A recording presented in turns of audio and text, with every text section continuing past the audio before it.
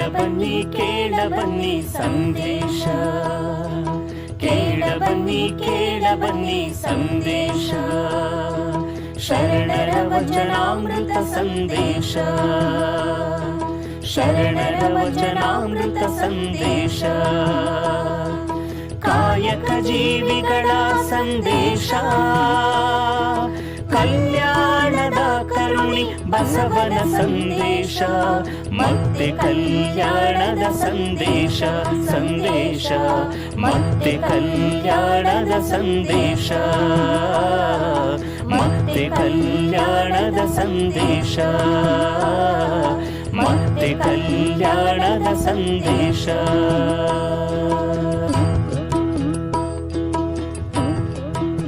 ಮತ್ತೆ ಕಲ್ಯಾಣದ ಸಂದೇಶ, ಸಂದೇಶ ಮತ್ತೆ ಕಲ್ಯಾಣದ ಸಂದೇಶ, ಮತ್ತೆ ಕಲ್ಯಾಣದ ಸಂದೇಶ, ಮತ್ತೆ ಕಲ್ಯಾಣದ ಸಂದೇಶ.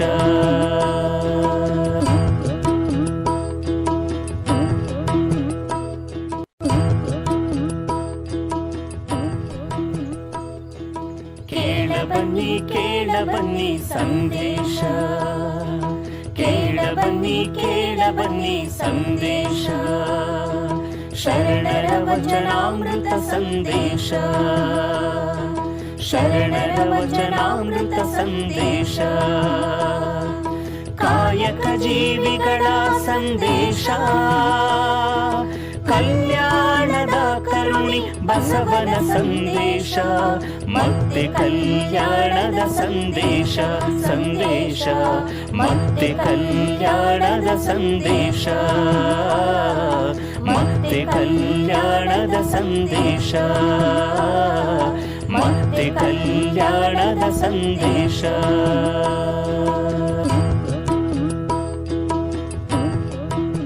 ಮತ್ತೆ ಕಲ್ಯಾಣದ ಸಂದೇಶ, ಸಂದೇಶ ಮತ್ತೆ ಕಲ್ಯಾಣದ ಸಂದೇಶ, ಮತ್ತೆ ಕಲ್ಯಾಣದ ಸಂದೇಶ, ಮತ್ತೆ ಕಲ್ಯಾಣದ ಸಂದೇಶ.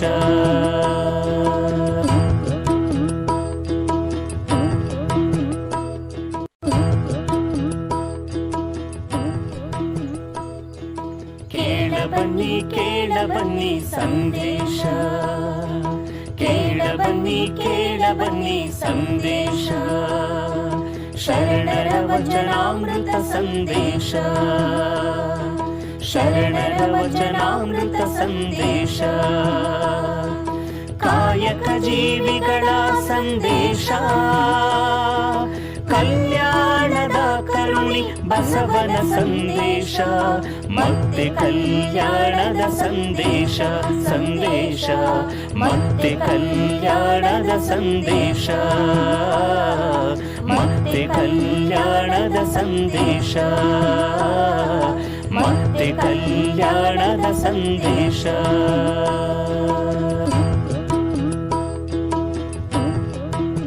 ಮತ್ತೆ ಕಲ್ಯಾಣದ ಸಂದೇಶ, ಸಂದೇಶ ಮತ್ತೆ ಕಲ್ಯಾಣದ ಸಂದೇಶ,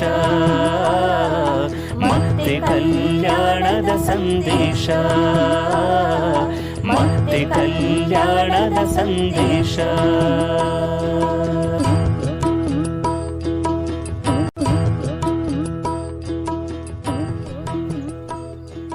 ಕೇಳಬನ್ನಿ ಸಂದೇಶ, ಕೇಳಬನ್ನಿ ಸಂದೇಶ, ಶರಣರ ವಚನಾಮೃತ ಸಂದೇಶ, ಶರಣರ ವಚನಾಮೃತ ಸಂದೇಶ, ಕಾಯಕ ಜೀವಿಗಳ ಸಂದೇಶ, ಕಲ್ಯಾಣದ ಕರುಣಿ ಬಸವನ ಸಂದೇಶ, ಮತ್ತೆ ಕಲ್ಯಾಣದ ಸಂದೇಶ, ಸಂದೇಶ ಮತ್ತೆ ಕಲ್ಯಾಣದ ಸಂದೇಶ, ಮತ್ತೆ ಕಲ್ಯಾಣದ ಸಂದೇಶ, ಮತ್ತೆ ಕಲ್ಯಾಣದ ಸಂದೇಶ.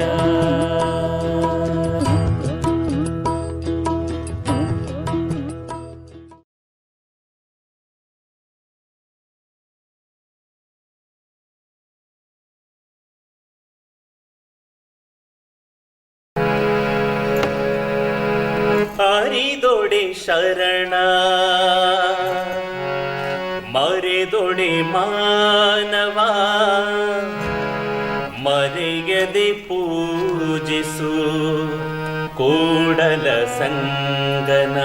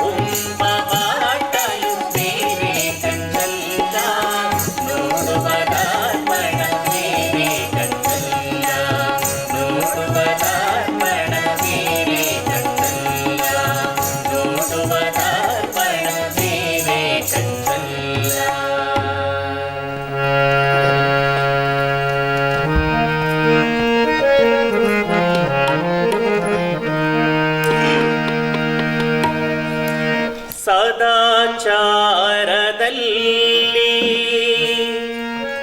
ನಡೆಯಬಲ್ಲಡೆ ಶರಣನೆಂಬೆನು ಶರಣನೆಂಬೆನು.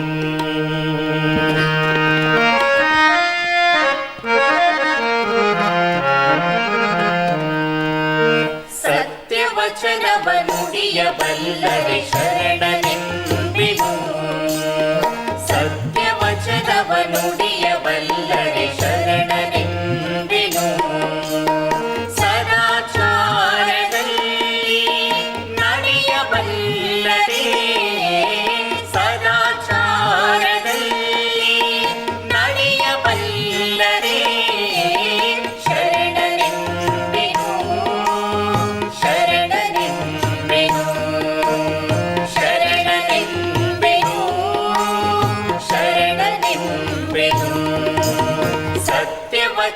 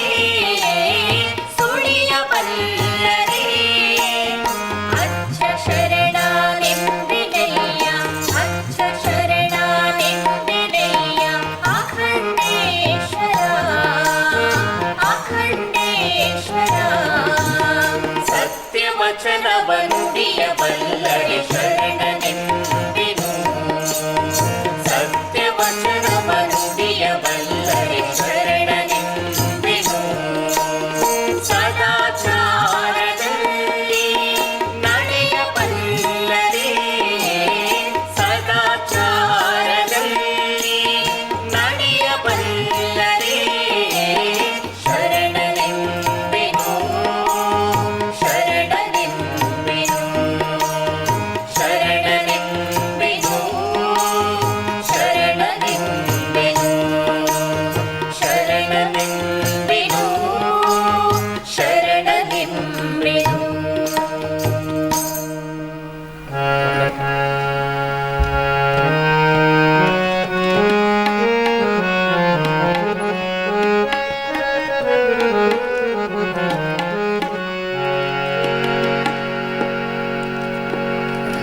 ಕಾಲ ಮೇಲೆ ಕೈಗನೂರಿ ಕೋಲ ಹಿಡಿಯದ ಮುನ್ನ ಮೊಪ್ಪಿಂದೊಪ್ಪ ಬಣಿಯದ ಮುನ್ನ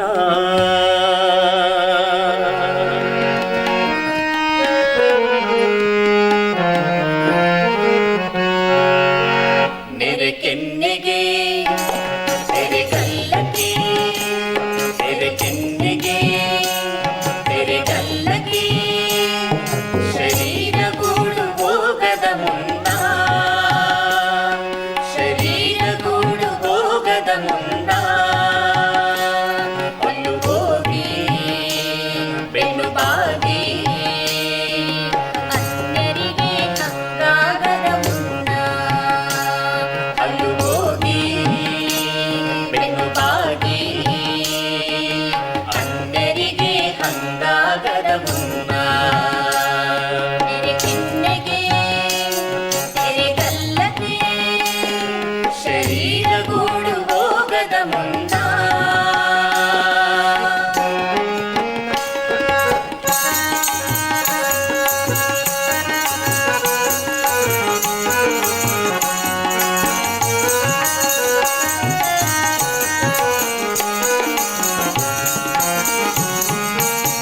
ಕಾಲ ಮೇಲೆ ಕೈಯ ನುರಿ ಕೋಲ ಹಿಡಿಯದ ಮುನ್ನ ಕಾಲ ಮೇಲೆ ಕೈಯ ನುರಿ ಕೋಲ ಹಿಡಿಯದ ಮುನ್ನ ಮುಪ್ಪಿನೊಬ್ಬ ಬಳಿಯದ ಮುನ್ನ ಮುಪ್ಪಿನೊಬ್ಬ ಬಳಿಯದ ಮುನ್ನ ಮೃತ್ಯು ಮುಟ್ಟದ ಮುನ್ನ ಪೂಜಿಸು ಮೃತ್ಯು ಮುಟ್ಟದ ಮುನ್ನ ಪೂಜಿಸು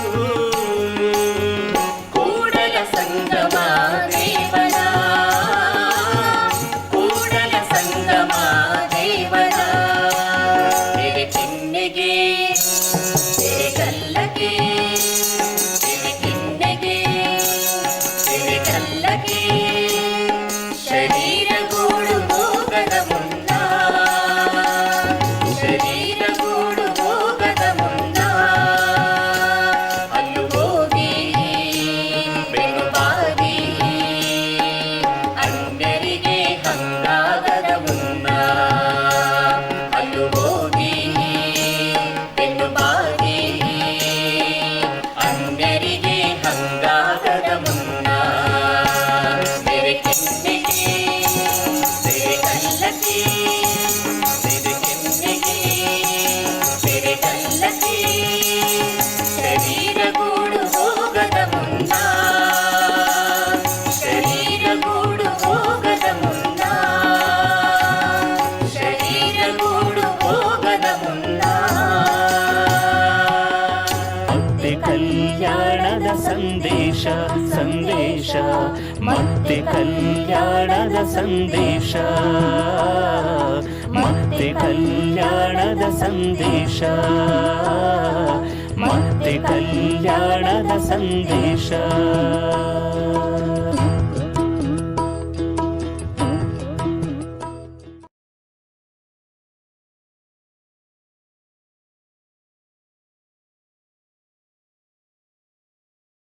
ಸರ್ವ ಆದರಣೀಯ ಶರಣಬಂಧುಗಳ ಅಂತರಾತ್ಮಕ್ಕೆ ಶರಣು ಶರಣಾರ್ಥಿ.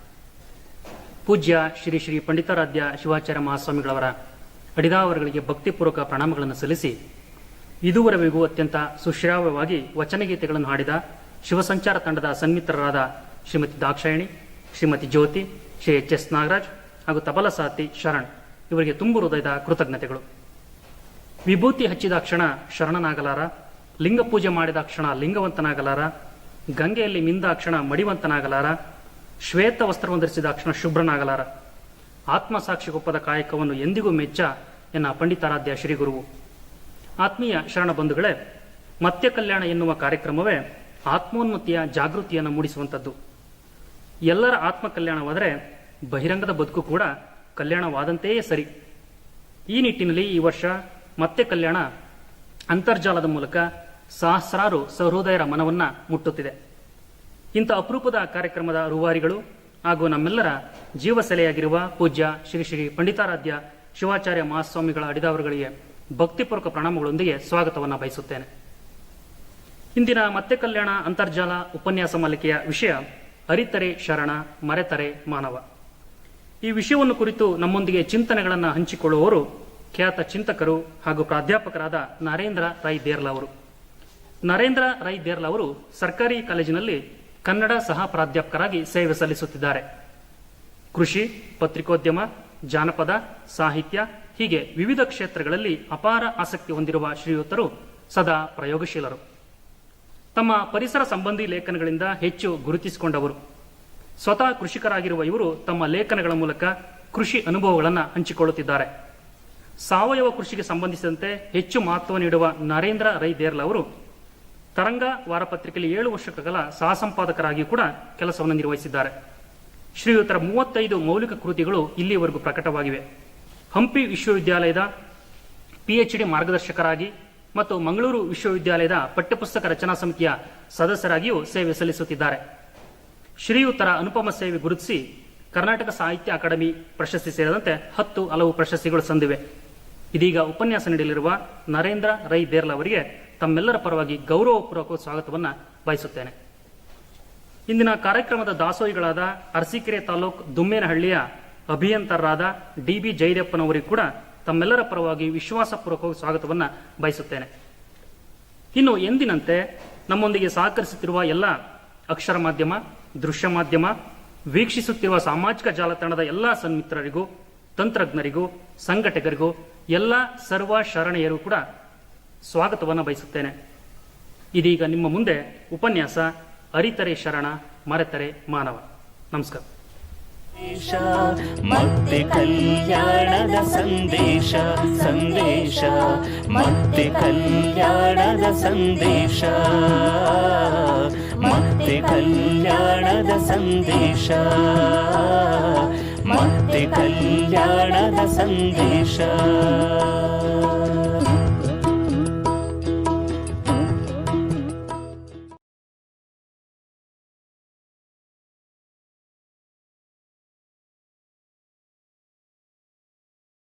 ಅರಿತರೆ ಶರಣ, ಮರೆತರೆ ಮಾನವ ಅನ್ನುವ ವಿಷಯದ ಬಗ್ಗೆ ಒಂದಷ್ಟು ಹೊತ್ತು ನನ್ನ ಆಲೋಚನೆಗಳನ್ನು ನಿಮ್ಮೆಲ್ಲರ ಮುಂದೆ ಸಾದರಪಡಿಸುವ ಪುಟ್ಟ ಪ್ರಯತ್ನವನ್ನು ನಾನಿಲ್ಲಿ ಮಾಡ್ತಾ ಇದ್ದೇನೆ.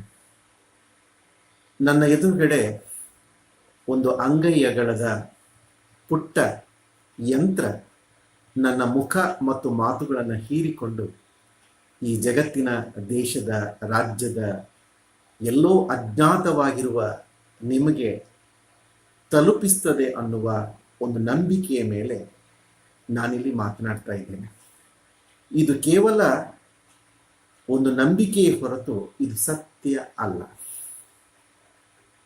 ಸಾಮಾನ್ಯವಾಗಿ ನಮ್ಮ ಪರಂಪರೆ ಹೇಗಿತ್ತು ಅಂತಂದರೆ, ಒಂದು ಜಂಗಮ ಚರ್ಚೆ, ಒಂದು ಅನುಭವ ಮಂಟಪ, ಒಂದು ಜಗಲಿ ಚರ್ಚೆ, ಅದು ಸಂವಹನದ ದಾರಿಯಲ್ಲಿ ನಡೀತಾ ಇತ್ತು. ಎದುರುಗಡೆ ಇನ್ನೊಬ್ಬ ಕೂತಿದ್ದಾಗ ಪಕ್ಕದಲ್ಲಿದ್ದ ಒಬ್ಬ ಮನುಷ್ಯನ ಹೊಳವುಗಳು, ಆಲೋಚನೆಗಳು, ಮಾತುಗಳು ಬಹಳ ಸರಾಗವಾಗಿ, ಸುಲಲಿತವಾಗಿ ಇನ್ನೊಬ್ಬನಿಗೆ ತಲುಪ್ತಾ ಇತ್ತು. ಕಾಣಿಸದ ವೈರಸ್ ಥರ ಕಾಣಿಸದ ಜನರ ಜೊತೆಗೆ ಮಾತನಾಡುವ ಒಂದು ಅನಿವಾರ್ಯತೆಯನ್ನು ಕೊರೋನಾ ಈಗ ಜಗತ್ತಿನಲ್ಲಿ ಸೃಷ್ಟಿಸಿದೆ. ಸಮ್ಮುಖ ಸಂವಹನ ಅನ್ನುವುದು ಎಲ್ಲೋ ಒಂದು ಕಡೆ ನಿಂತು ಹೋಗಿ ಮನುಷ್ಯನ ನಡುವೆ ಒಂದು ಕತ್ತಲೆ ಸೃಷ್ಟಿಯಾಗಿದೆ, ಒಂದು ಖಾಲಿತನ ಸೃಷ್ಟಿಯಾಗಿದೆ. ನಾನೀಗ ಎಲ್ಲೋ ಒಂದು ಕಡೆ ಒಂದು ಖಾಲಿತನಕ್ಕೆ, ಒಂದು ಕತ್ತಲೆಗೆ, ಒಂದು ನಿರ್ಜನ ನೆಲೆಗೆ ನನ್ನ ಆಲೋಚನೆಗಳನ್ನು ಮುಟ್ಟಿಸ್ತಾ ಇದ್ದೇನೋ ಅನ್ನುವಂಥ ಒಂದು ಚಿಕ್ಕ ಗೊಂದಲವನ್ನು ಇಟ್ಟುಕೊಂಡು ನಾನು ಮಾತನಾಡ್ತೇನೆ. ಒಬ್ಬ ದಾರ್ಶನಿಕನ ಒಂದು ಮಾತು ಈ ಸಂದರ್ಭದಲ್ಲಿ ನನಗೆ ನೆನಪಿಗೆ ಬರ್ತಾ ಇದೆ. ಅಮ್ಮ ಮಾತಾಡಮ್ಮ, ಅಮ್ಮ ಮಾತಾಡಮ್ಮ, ನಾನು ಕತ್ತಲೆಯಲ್ಲಿದ್ದೇನೆ. ಒಂದು ಮಗು ಹೇಳುವ ಮಾತಿದೆ. ಆ ಮಗು ಬಾತ್ರೂಮಲ್ಲಿ ಸ್ನಾನ ಮಾಡ್ತಾ ಇದೆ. ಇದ್ದಕ್ಕಿದ್ದಾಗೆ ಕರೆಂಟ್ ಹೋಯಿತು, ಬೆಳಕು ಹೋಯಿತು. ಕತ್ತಲೆಯಲ್ಲಿರುವ ಆ ಮಗು ಹೊರಗಡೆ ಇರುವ ಅಮ್ಮನಿಗೆ ಕೇಳಿಸ್ಲಿ ಅಂತ ಬೊಬ್ಬೆ ಹೊಡಿತಾರೆ. ಅಮ್ಮ ಮಾತಾಡಮ್ಮ, ಅಮ್ಮ ಮಾತಾಡಮ್ಮ ಅಂತ ಆ ಕತ್ತಲೆಯ ಕೂಪದಿಂದ ಅದು ಮಾತನಾಡ್ತಾ ಇದೆ. ಅದಕ್ಕೆ ಅಮ್ಮ ಕೇಳ್ತಾಳೆ, ಎಲ್ಲಿದ್ದೀಯ ಮಗು ನೀನು? ನಾನು ಮಾತನಾಡಿದ್ರೆ ನಿನಗೆ ನಾನು ಕಾಣಿಸ್ತೇನ ಅಂತ. ಅದಕ್ಕೆ ಮಗು ಹೇಳುತ್ತೆ, ನೀನು ಮಾತನಾಡಿದ್ರೆ ಸಾಕು, ನೀನು ಕಾಣಿಸಿದ ಹಾಗೆ ನನಗೆ ನನ್ನ ಕತ್ತಲೆಗೆ ಆ ಮಾತು ಬೆಳಕನ್ನು ನೀಡ್ತದೆ ಅಂತ. ಯಾಕೆ ಈ ಮಾತು ನನಗೆ ಈ ಸಂದರ್ಭದಲ್ಲಿ ನೆನಪಾಯಿತು ಅಂತಂದ್ರೆ, ವಚನ ಸಾಹಿತ್ಯ ನನಗೊಂದು ಬೆಳಕು. ಶರಣರ, ವಚನಗಾರರ ಆ ವಚನ ನಮ್ಮ ಒಳಗಡೆ ಒಂದು ಬೆಳಕಾಗಿ ಕಾಣಿಸದ ಜಗತ್ತಿನಿಂದ, ಕತ್ತಲೆಯಿಂದ ಹೊರಗಡೆ ಬರುವುದಕ್ಕೆ ನನಗೊಂದು ಅದು ದಾರಿ, ಒಂದು ಬೆಳಕು ಅಂತ ಭಾವಿಸಿಕೊಂಡಿದ್ದೇನೆ, ಒಂದು ಮಾರ್ಗ ಅಂತ ನಾನು ಭಾವಿಸಿಕೊಂಡಿದ್ದೇನೆ. ಅಂಥ ಮಾರ್ಗ, ಅಂಥ ಬೆಳಕಿನ ಒಂದು ಪುಟ್ಟ ಒಂದು ಬೊಗಸೆ, ಒಂದು 4 ಹನಿಯನ್ನು ನಿಮ್ಮ ಮುಂದೆ ತಲುಪಿಸುವ ಒಂದು ಪ್ರಯತ್ನವನ್ನಷ್ಟೇ ಇಲ್ಲಿ ಮಾಡ್ತಾ ಇದ್ದಾರೆ. ಅರಿತರೆ ಶರಣ, ಮರೆತರೆ ಮಾನವ. ಈ 4 ಶಬ್ದಗಳಲ್ಲಿ 2 ಶಬ್ದಗಳನ್ನು ಜೊತೆಯಾಗಿ ಇಟ್ಟು ನೋಡುವ. ಮಾನವ ಮತ್ತು ಶರಣ, ಅರಿಯುವುದು ಮತ್ತು ಮರೆಯುವುದು. ಈ 4 ಶಬ್ದಗಳಿಗೆ ಇದು ಒಂದು ರೀತಿ ಪರಸ್ಪರ ಸಂಬಂಧ ಇರತಕ್ಕಂಥ ಶಬ್ದವೂ ಹೌದು, ವೈರುಧ್ಯದ ಅರ್ಥವನ್ನು ಕೊಡುವಂತಹ ಶಬ್ದಗಳು ಹೌದು ಅಂತ ಅನಿಸುತ್ತೆ ನನಗೆ. ಅರಿತಾಗ ಶರಣನಾಗುವುದು, ಮರೆತಾಗ ಮಾನವನಾಗುವುದು. ಮಾನವ ಅರಿತಾಗ ಶರಣನಾಗುವುದು, ಶರಣ ಮರೆತಾಗ ಮಾನವನಾಗುವುದು.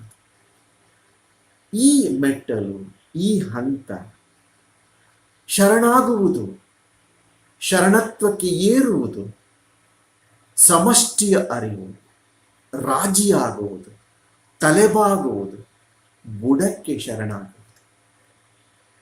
ಈ ತಾಳ್ಮೆಯನ್ನ, ಈ ರಾಜಿತನವನ್ನ, ಈ ಸೋಲುವತನವನ್ನ ನನಗೆ ಕೊಟ್ಟ ಶರಣರ, ಜಂಗಮರ, ವೀರಶೈವರ, ವಚನಗಾರರ ಆ ವಚನದ ಒಳಗಡೆ ಹೋಗಿ ನಾವು ಶರಣಾಗುವ, ಕನಿಷ್ಠ ಮಾನವನಾಗುವ ಪ್ರಯತ್ನವನ್ನು ಈ ಸಂದರ್ಭದಲ್ಲಿ ಮಾಡುವ ಅಂತ ನನಗೆ ಅನಿಸ್ತಾ ಇದೆ.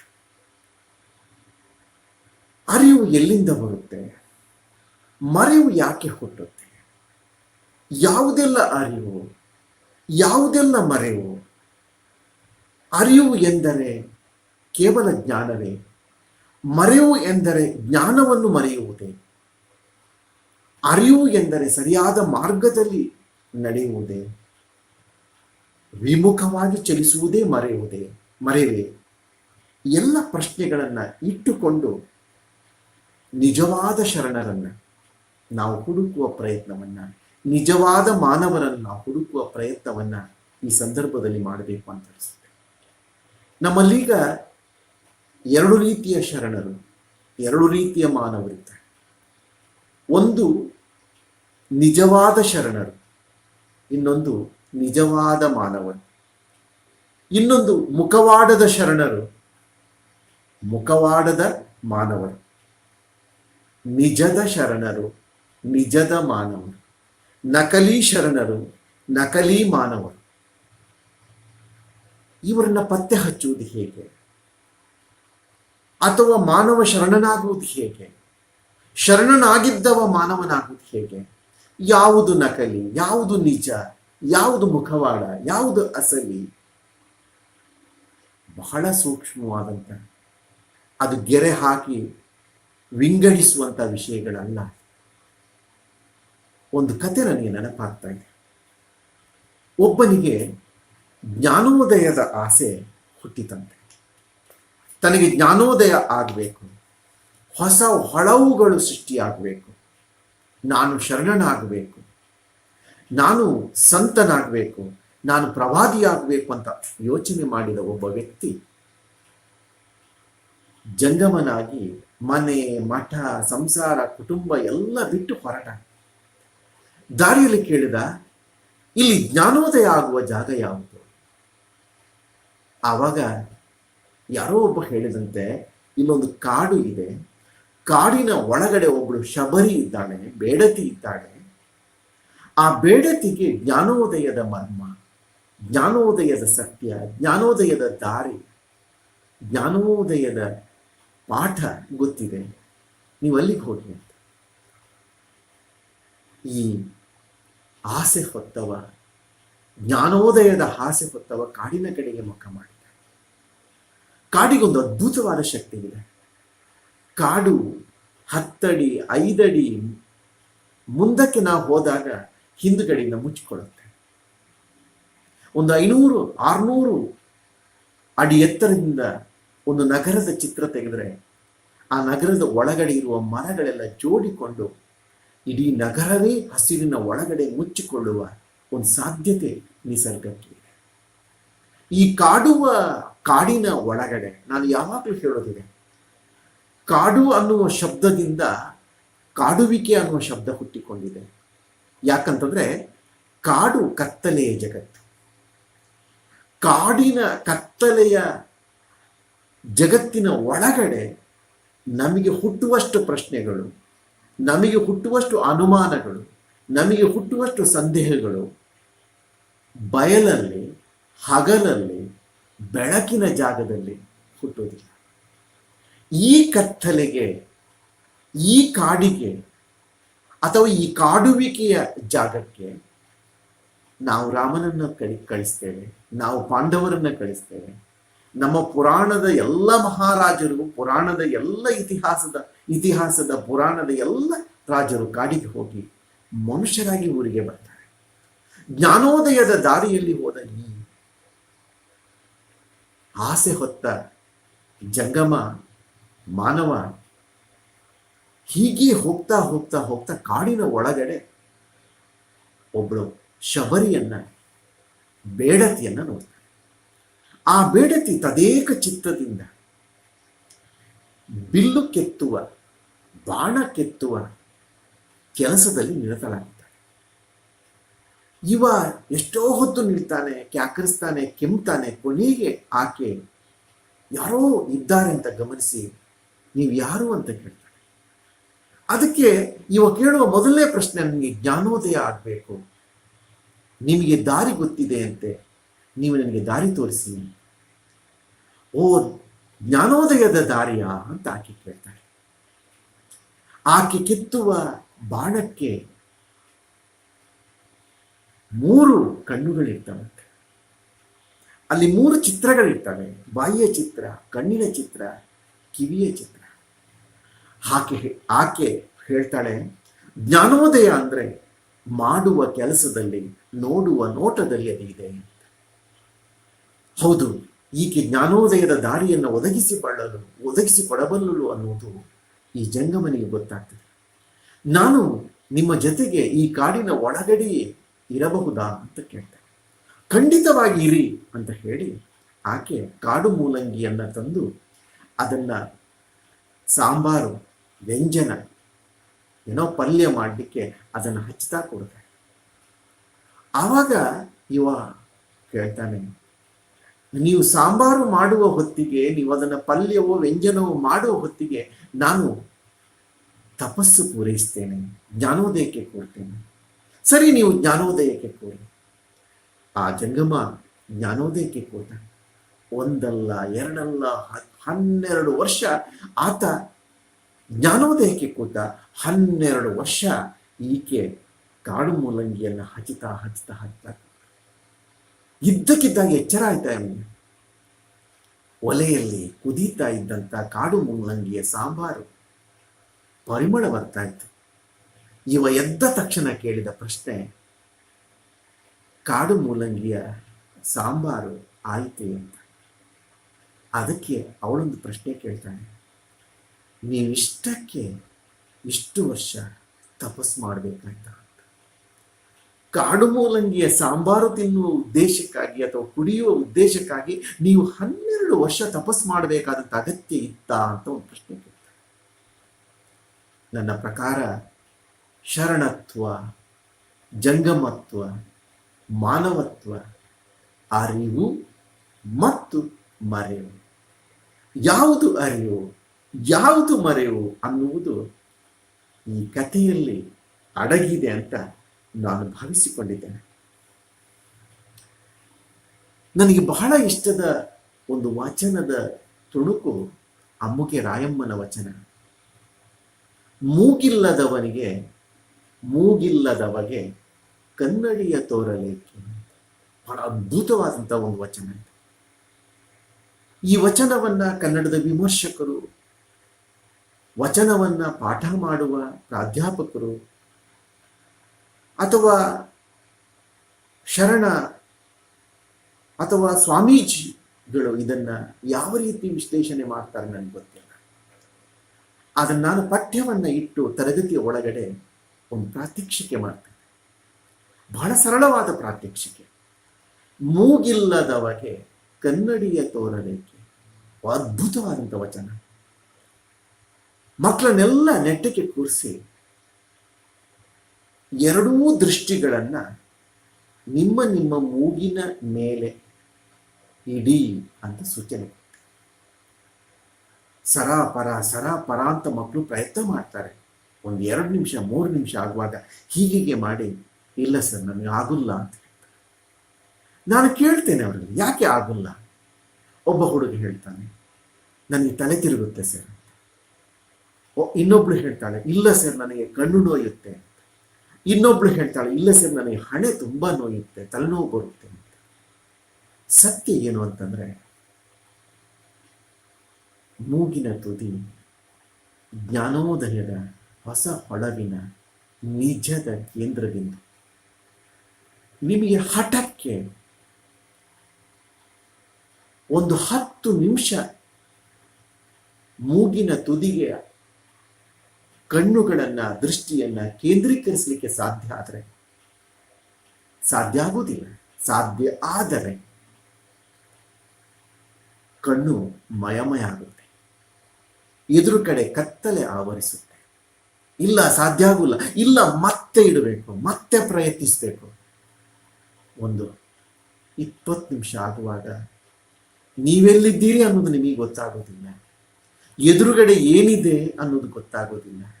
ಕಾಲದ ಪರಿಜ್ಞಾನ, ವಸ್ತುವಿನ ಪರಿಜ್ಞಾನ, ಯಾವ ಪರಿಜ್ಞಾನವೂ ಇಲ್ಲದ ಒಂದು ಸಮಾಧಿ ಸ್ಥಿತಿಗೆ ನೀವು ತಲುಪ್ತೀರಿ. ಅದು ಜ್ಞಾನೋದಯದ ಹಾದಿ, ಜ್ಞಾನೋದಯದ ಶಕ್ತಿ ಕೇಂದ್ರ.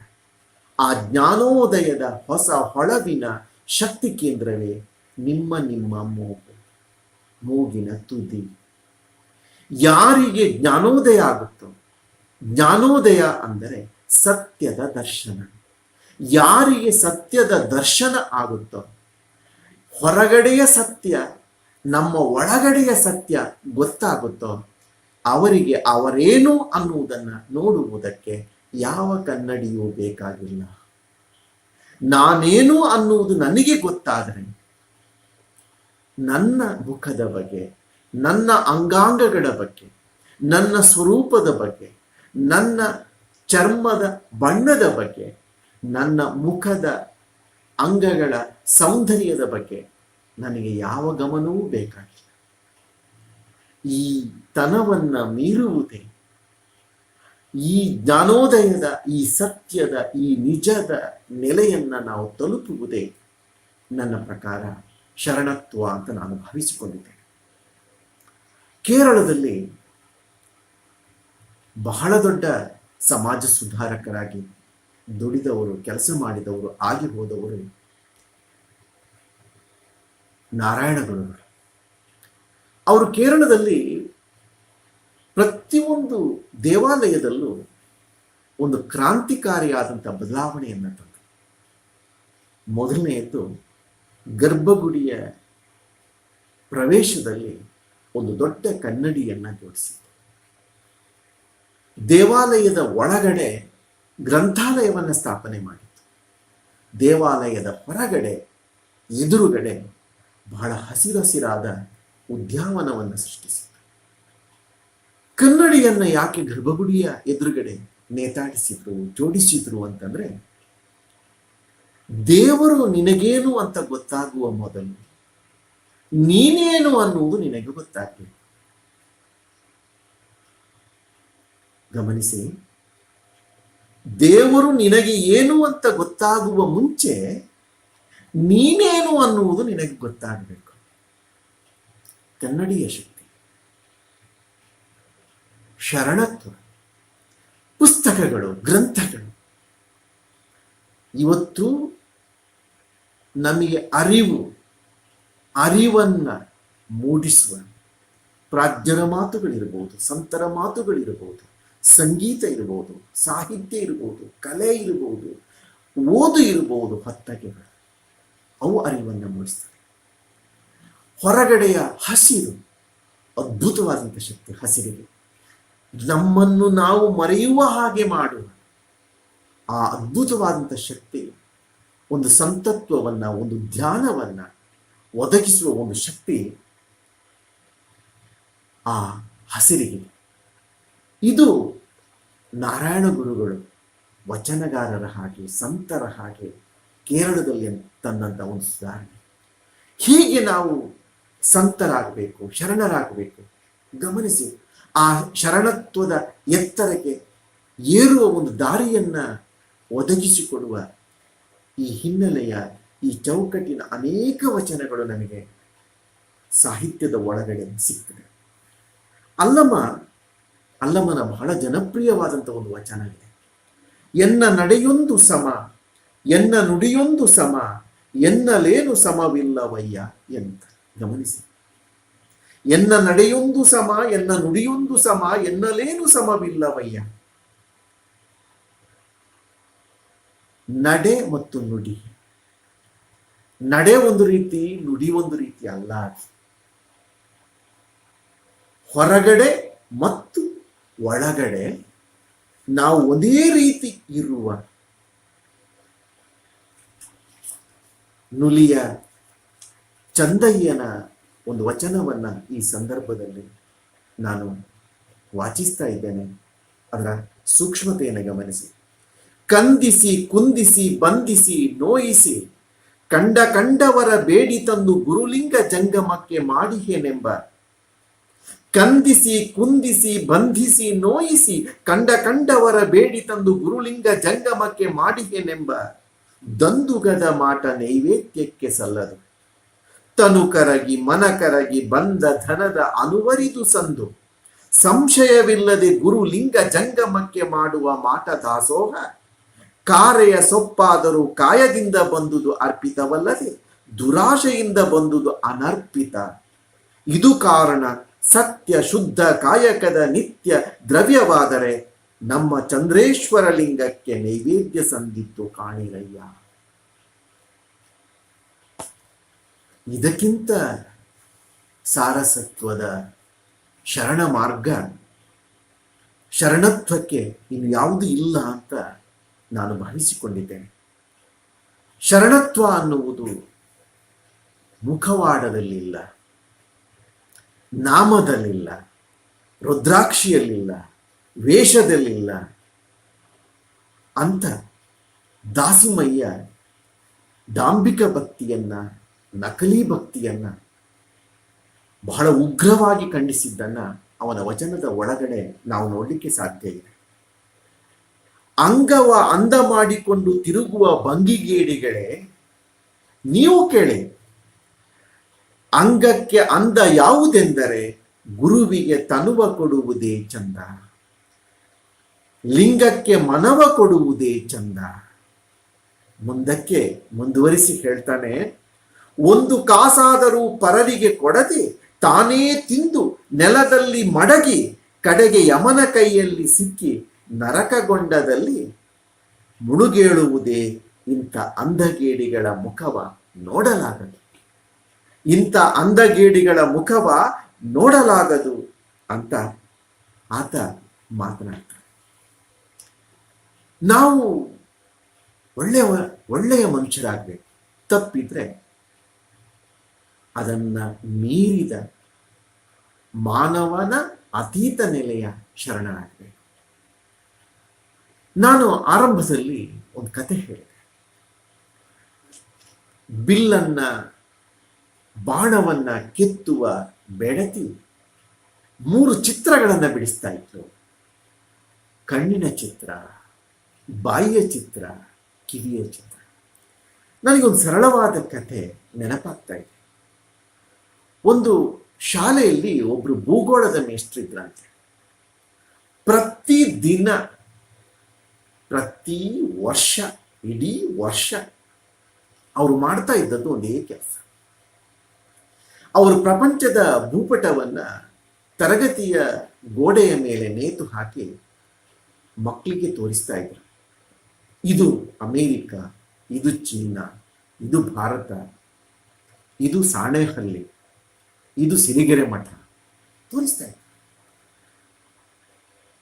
ಇದು ಸಿರಿಗೆರೆ, ಚಿತ್ರದುರ್ಗ ಅಂತ ತೋರಿಸ್ತಾ ಇದ್ರು.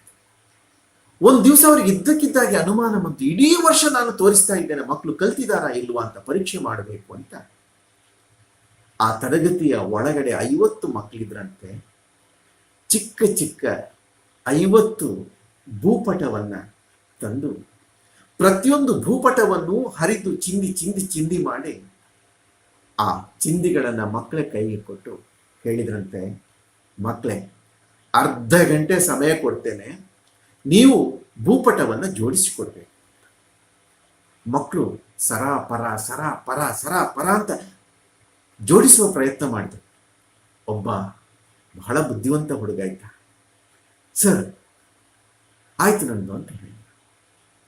ಹೇಗಾಯ್ತು ಅಂತಂದ್ರೆ ಅವೇನು ಮಾಡಿದ ಅಂತಂದ್ರೆ, ಈ ಚಿಂದಿ, ಭೂಪಟದ ಚಿಂದಿ ಇದೆಯಲ್ಲ, ಆ ಚಿಂದಿಯನ್ನ ಉಲ್ಟಾ ಮಾಡಿ ನೋಡಿದ. ಒಂದು ಚಿಂದಿಯ ಆಚೆ ಬದಿಯಲ್ಲಿ ಕಣ್ಣಿನ ಚಿತ್ರ ಇತ್ತು, ಇನ್ನೊಂದು ಚಿಂದಿಯ ಆಚೆ ಬದಿಯಲ್ಲಿ ಕಿವಿಯ ಚಿತ್ರ ಇತ್ತು, ಇನ್ನೊಂದು ಕಾಗದದ ತುಣುಕಿನ ಆ ಭಾಗದಲ್ಲಿ ಬಾಯಿಯ ಚಿತ್ರ ಇತ್ತು. ಯೋಚನೆ ಮಾಡಿದ, ಮೇಷ್ಟ್ರು ಕಾಗದದ ಒಂದು ಬದಿಯಲ್ಲಿ ಪ್ರಪಂಚದ ಚಿತ್ರ ಮಾಡಿದ್ದಾರೆ, ಇನ್ನೊಂದು ಬದಿಯಲ್ಲಿ ಮನುಷ್ಯನ ಚಿತ್ರ ಮಾಡಿದ್ದಾರೆ. ನಾನು ಮೊದಲು ಮನುಷ್ಯನನ್ನ ಜೋಡಿಸ್ತೇನೆ ಅಂತ ಹೇಳಿ, ಸರ್ ನಂದಾಯ್ತು ಅಂತ ಹೇಳಿದ. ಹೇಗಾಯ್ತು ನಿಂದಿಷ್ಟು ಬೇಗ ಅಂದಾಗ ಅವ ಹೇಳಿದ, ಸರ್, ಮನುಷ್ಯ ಸರಿ ಇದ್ರೆ ಪ್ರಪಂಚ ಸರಿ ಇರುತ್ತೆ. ಗಮನಿಸಿ, ಮನುಷ್ಯ ಸರಿ ಇದ್ರೆ ಪ್ರಪಂಚ ಸರಿ ಇರುತ್ತೆ. ಮನುಷ್ಯ ಎಲ್ಲಿಂದ ಸರಿ ಇರಬೇಕು? ಕಣ್ಣಿನಿಂದ, ಕಿವಿಯಿಂದ, ಬಾಯಿಯಿಂದ. ನಾವು ಮಾತನಾಡುವ ಮಾತು, ಕೇಳಿಸಿಕೊಳ್ಳುವ ಶಬ್ದ, ಕಾಣಿಸಿಕೊಳ್ಳುವ ದೃಶ್ಯ, ಅದನ್ನು ಗ್ರಹಿಸಿಕೊಂಡು ಪರಿಶುದ್ಧವಾದ ಅಂತಃಕರಣದ ಒಂದು ಮೂಲ ಪಠ್ಯವನ್ನು, ಒಂದು ಮೂಲ ಚಿತ್ರಿಕೆಯನ್ನ ನಾವು ನಮ್ಮ ಒಳಗಡೆ ಈ ಲೋಕದ ಬಗ್ಗೆ ಬಿಡಿಸಿಕೊಂಡ್ರೆ ಬಹುಶಃ ಒಂದು ಅದ್ಭುತವಾದಂಥ ಲೋಕವನ್ನ ನಮಗೆ ಸೃಷ್ಟಿಸಲಿಕ್ಕೆ ಸಾಧ್ಯ ಅಂತ ಅನ್ನಿಸ್ತದೆ. ಅಲ್ಲಮನ ಬಹಳ ದೊಡ್ಡ ಒಂದು ವಚನ ಇದೆ. ಹಿಂದೆಷ್ಟೋ ಪ್ರಳಯಗಳಾಗಿವೆ, ಮುಂದೆಷ್ಟೋ ಆಗಲಿವೆ. ಹಿಂದೆಷ್ಟೋ ಪ್ರಳಯಗಳಾಗಿವೆ, ಮುಂದೆಷ್ಟೋ ಪ್ರಳಯಗಳಾಗಲಿವೆ. ತನ್ನ ತಾನು ಅರಿಯದಿರ್ದೊಡೆ ಅದೇ ಪ್ರಳಯವಲ್ಲ. ನಾವೇನು ಅನ್ನುವುದು ನಮಗೆ ಅರ್ಥ ಆಗದೇ ಇದ್ದರೆ ಮುಖವಾಡಗಳನ್ನ ಇಟ್ಟುಕೊಂಡೇ ಪ್ರಪಂಚವನ್ನ ನೋಡ್ತಾ ಹೋದ್ರೆ ನಾವು ಶರಣರೂ ಆಗೋದಿಲ್ಲ, ಮಾನವರೂ ಆಗೋದಿಲ್ಲ. ನನಗನಿಸುತ್ತೆ ನಾವು ನಮ್ಮನ್ನು ಅರಿತಾಗ ಕನಿಷ್ಠ ಮಾನವರಾಗ್ತೇವೆ. ನಮ್ಮನ್ನು ಅರಿಯುವುದರ ಜೊತೆಗೆ ಇನ್ನೊಬ್ಬರನ್ನ ಅರಿತಾಗ, ಇನ್ನೊಬ್ಬರ ಕಷ್ಟ, ನೋವು, ಸಂಕಟ, ಸಮಸ್ಯೆ, ಅವರ ಹತಾಶೆ, ಬೇಗುದಿ, ಭಯ, ತಲ್ಲಣಗಳ ಜೊತೆಗೆ ನಾವು ಲೀನ ಆದಾಗ, ಅದು ನಮ್ಮ ನೋವಾದಾಗ, ಅದು ನಮ್ಮ ಬೇನೆ ಆದಾಗ, ಅದು ನಮ್ಮ ಸಂಕಟ ಆದಾಗ ನಾವು ನಿಜವಾದ ಮನುಷ್ಯರಾಗ್ತೇವೆ ಅಥವಾ ಶರಣರಾಗ್ತೇವೆ, ಶರಣತ್ವದ ಎತ್ತರಕ್ಕೆ ಮುಟ್ತೇವೆ ಅಂತ ನನ್ನ ಭಾವನೆ. ಈ ಅವಕಾಶಕ್ಕಾಗಿ ವಂದಿಸಿ ನನ್ನ ಮಾತನ್ನು ಮುಗಿಸ್ತಾ ಇದ್ದೇನೆ. ನಮಸ್ಕಾರ. ಮತ್ತೆ ಕಲ್ಯಾಣದ ಸಂದೇಶ ಸಂದೇಶ, ಮತ್ತೆ ಕಲ್ಯಾಣದ ಸಂದೇಶ, ಮತ್ತೆ ಕಲ್ಯಾಣದ ಸಂದೇಶ, ಮತ್ತೆ ಕಲ್ಯಾಣದ ಸಂದೇಶ.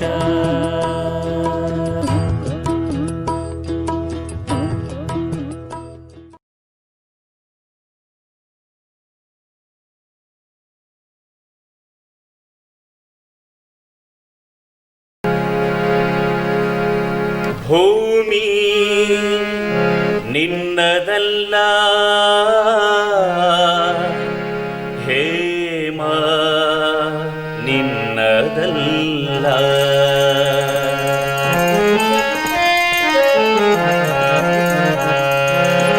ಭೂಮಿ ನಿನ್ನದಲ್ಲ, ಹೇಮ ನಿನ್ನದಲ್ಲ, ಭೂಮಿ ನಿನ್ನದಲ್ಲ, ಹೇಮ ನಿನ್ನದಲ್ಲ, ಕಾಮಿನಿ ನಿನ್ನವಳಲ್ಲ, ಕಾಮಿನಿ ನಿನ್ನವಳಲ್ಲ, ಇದು ಜಗಕ್ಕಿಕ್ಕಿದ ವಿಧಿ, ಜಗಕ್ಕಿಕ್ಕಿದ ವಿಧಿ. ಭೂಮಿ ನಿನ್ನದಲ್ಲ, ಹೇಮ ನಿನ್ನದಲ್ಲ, ಭೂಮಿ ನಿನ್ನದಲ್ಲ, ಹೇಮ ನಿನ್ನದಲ್ಲ.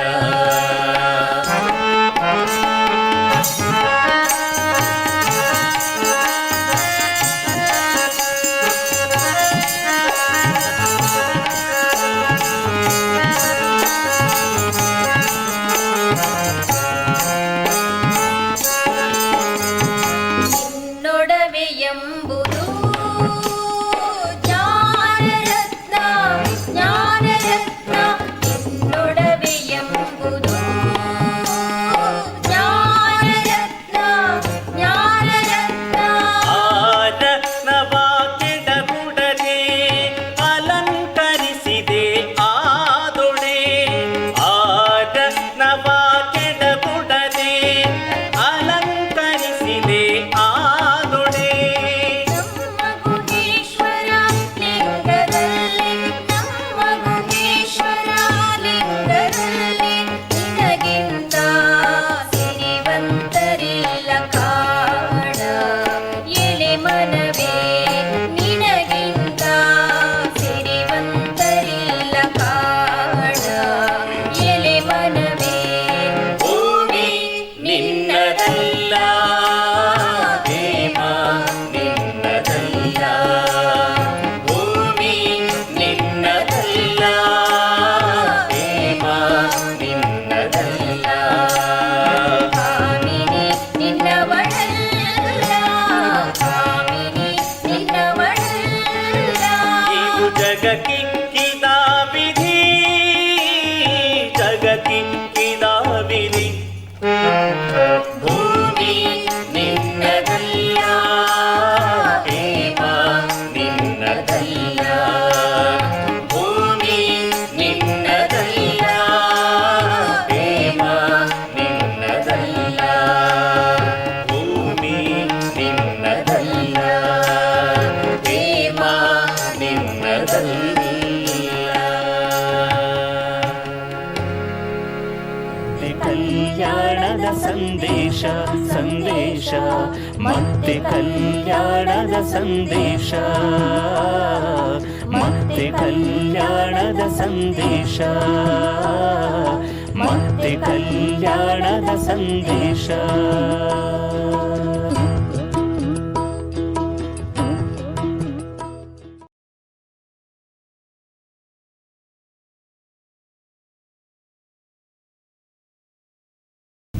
ಬಸವಾದಿ ಶಿವಶರಣರನ್ನು ಹೃನ್ಮಂದಿರದಲ್ಲಿ ಸ್ಮರಿಸಿ ಸ್ಮರಣೀಯರಾದ ಪೂಜ್ಯ ಶ್ರೀ ಶಿವಕುಮಾರ ಶಿವಾಚಾರ್ಯ ಮಹಾಸ್ವಾಮಿಗಳವರಿಗೆ ಹಾಗೂ ತರಳಬಾಳು ಗುರುಪರಂಪರೆಯ ಎಲ್ಲ ಗುರುವೃಂದಕ್ಕೆ ಭಕ್ತಿಪೂರ್ವಕ ಪ್ರಣಾಮಗಳು.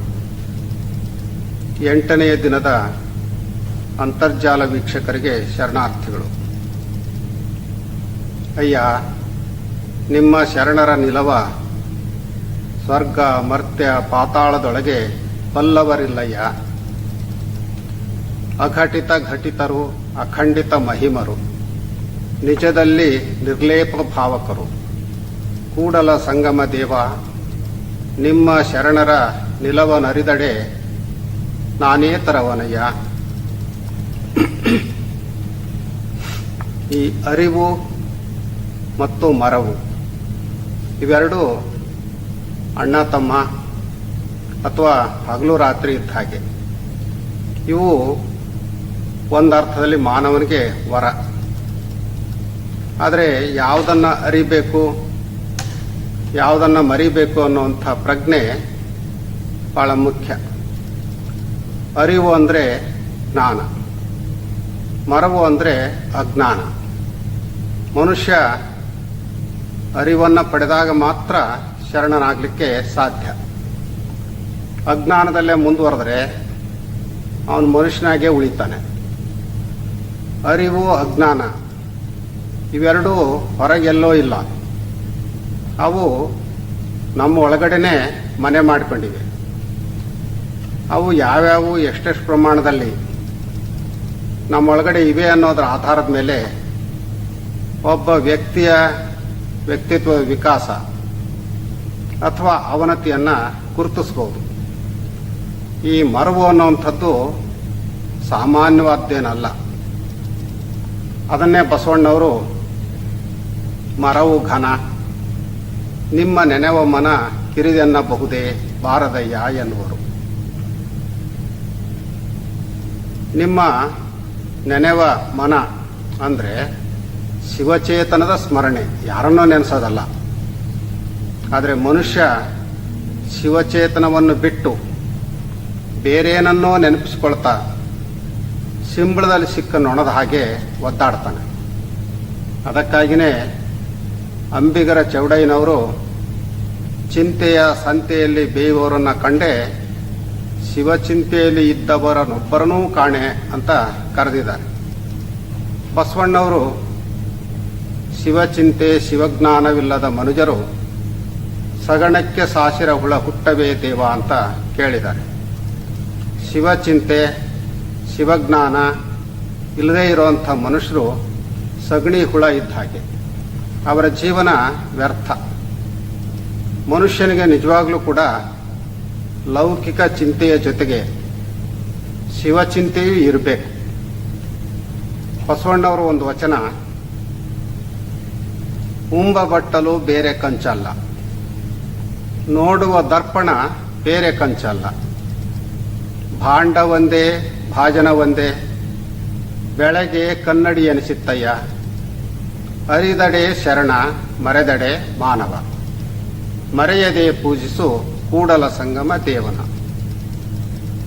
ಅರಿದಡೆ ಶರಣ ಮರೆದಡೆ ಮಾನವ, ಈ ಮಾತುಗಳು ಕೇವಲ ಬಸವಣ್ಣವರಲ್ಲಿ ಮಾತ್ರ ಅಲ್ಲ, ಅಂಗ ಸೋಂಕಿನ ಲಿಂಗ ತಂದೆ ಮತ್ತು ಹಾವಿನಹಳ ಕಲ್ಲಯ್ಯ ಇನ್ನಿತರ ಶರಣರ ವಚನಗಳಲ್ಲೂ ಕೂಡ ಬಂದಿವೆ.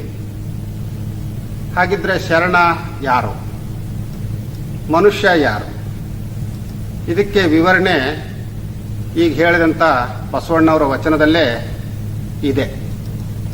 ಹಿಂದೆ ಮನೆಗಳಲ್ಲಿ ಬಹುತೇಕ ಜನರು ಕಂಚಿನ ಗಂಗಾಳದಲ್ಲಿ ಊಟ ಮಾಡ್ತಾ ಇದ್ರು.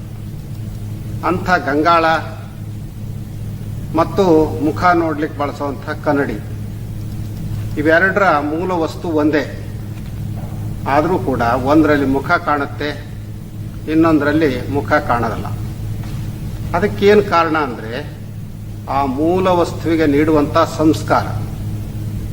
ಅದರಂತೆಯೇ ಯಾರು ಶಿವ ಸಂಸ್ಕಾರವನ್ನು ಪಡೆದಿರ್ತಾನೋ ಅವನು ಶರಣ, ಯಾರು ಆ ಸಂಸ್ಕಾರವನ್ನು ಪಡೆಯೋದಿಲ್ವೋ ಅವನು ಮಾನವ.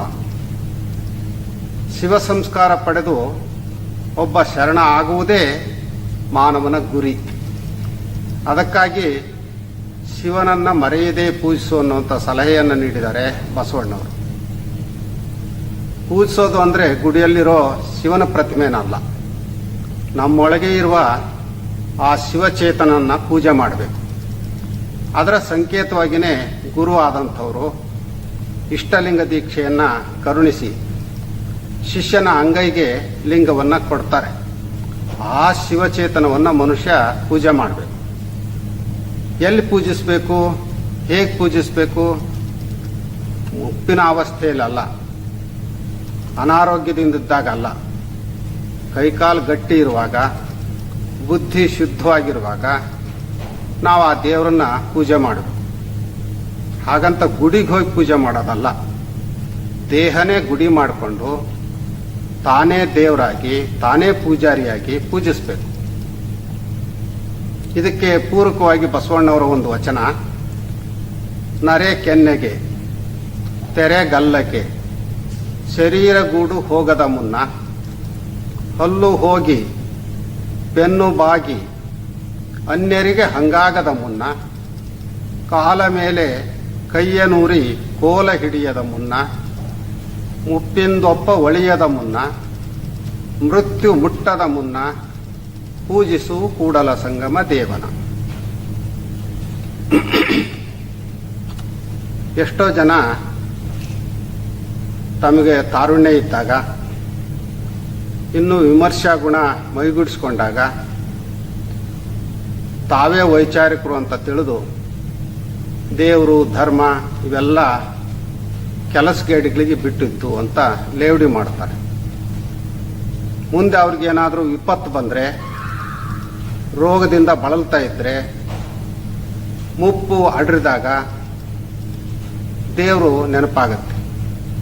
ಆವಾಗ ಅವರು ದೇವ್ರ ಮಾತು ಪ್ರಾರಂಭ ಮಾಡ್ತಾರೆ. ಆದರೆ ಮನುಷ್ಯ ದೇವರನ್ನ ಪೂಜಿಸಬೇಕಾದ್ದು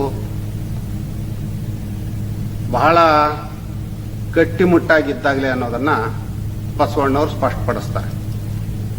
ಈ ವಚನದಲ್ಲಿ ನೀವು ಗಮನಿಸಬೇಕು, ಮುಖದ ಮೇಲಿನ ಕೂದಲು ಬಿಳಿಯಾಗಿ, ಈ ಚರ್ಮ ಸುಕ್ಕುಗಟ್ಟಿ, ಬಾಯಲ್ಲಿರುವಂಥ ಹಲ್ಲುಗಳೆಲ್ಲ ಬಿದ್ದು, ಶರೀರ ಹಣ್ಣಾಗಿ, ಸೊಂಟ ಬಾಗಿ, ನಡೆಯಲಾಗದೆ ಕೈಯಲ್ಲಿ ಒಂದು ಕೋಲ್ ಹಿಡಿದು ಅಥವಾ ಮತ್ತೊಬ್ಬರ ಆಶ್ರಯದಲ್ಲಿ ಬದುಕುವಂಥ ಪರಿಸ್ಥಿತಿ ಬರೋದಕ್ಕಿಂತ ಮೊದಲೇ ಆ ಶಿವನ ಪೂಜೆ ಮಾಡಬೇಕು ಅಂತ ಹೇಳ್ತಾರೆ.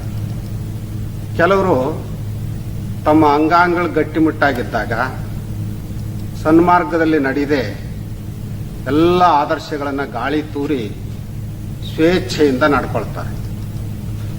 ಅವ್ರಿಗೇನಾದರೂ ಬರಬಾರ ರೋಗ ಬಂದು ಅಥವಾ ವಯಸ್ಸಾಗಿ ಇನ್ನೇನು ತನ್ನಿಂದ ಮಾಡೋಕ್ಕಾಗಲ್ಲ ಅಂದಾಗ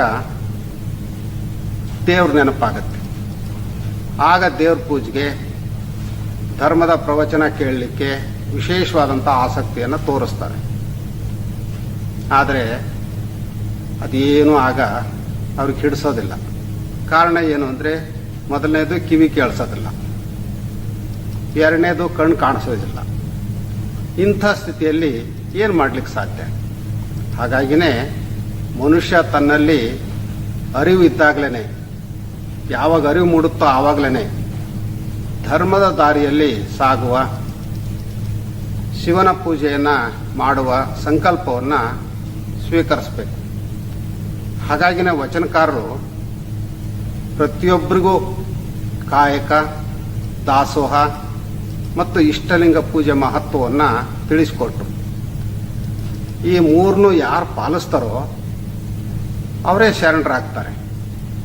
ಈ ಕಾಯಕ, ದಾಸೋಹ, ಪೂಜೆ ಇವು ಜೊತೆಯಲ್ಲೇ ಸಾಗಿದಾಗ ಮನುಷ್ಯ ಮರವಿನಿಂದ ಹೊರಬರಲಿಕ್ಕೆ, ಅರಿವನ್ನು ಪಡಿಲಿಕ್ಕೆ, ಶರಣ ಆಗಲಿಕ್ಕೆ ಸಾಧ್ಯ ಆಗುತ್ತೆ.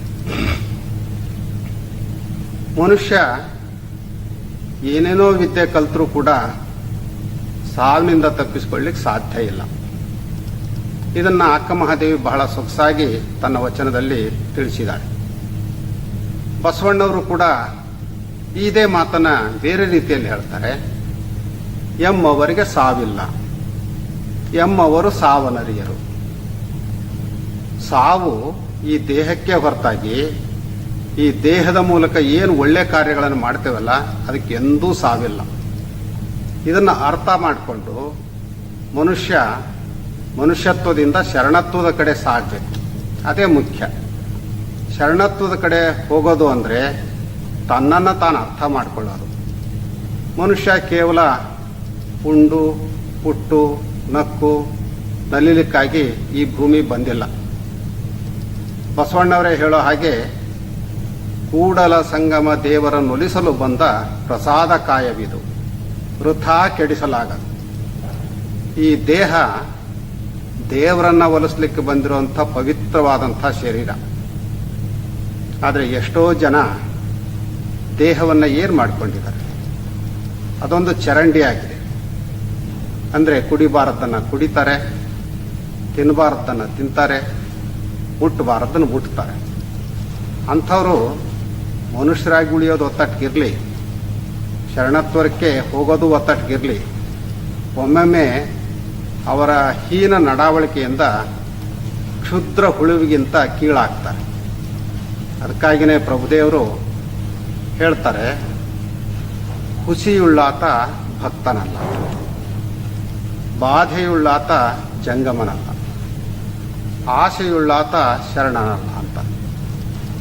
ಅವರೇ ಮತ್ತೊಂದು ಕಡೆ ಲೋಕವಿರಹಿತ ಶರಣ, ಶರಣವಿರಹಿತ ಲೋಕ, ಅರಿವು ಮರವು ಇಲ್ಲದ ಘನವು ಗುಹೇಶ್ವರ ನಿಮ್ಮ ಶರಣ ಅಂತ ಕರೆದಿದ್ದಾರೆ.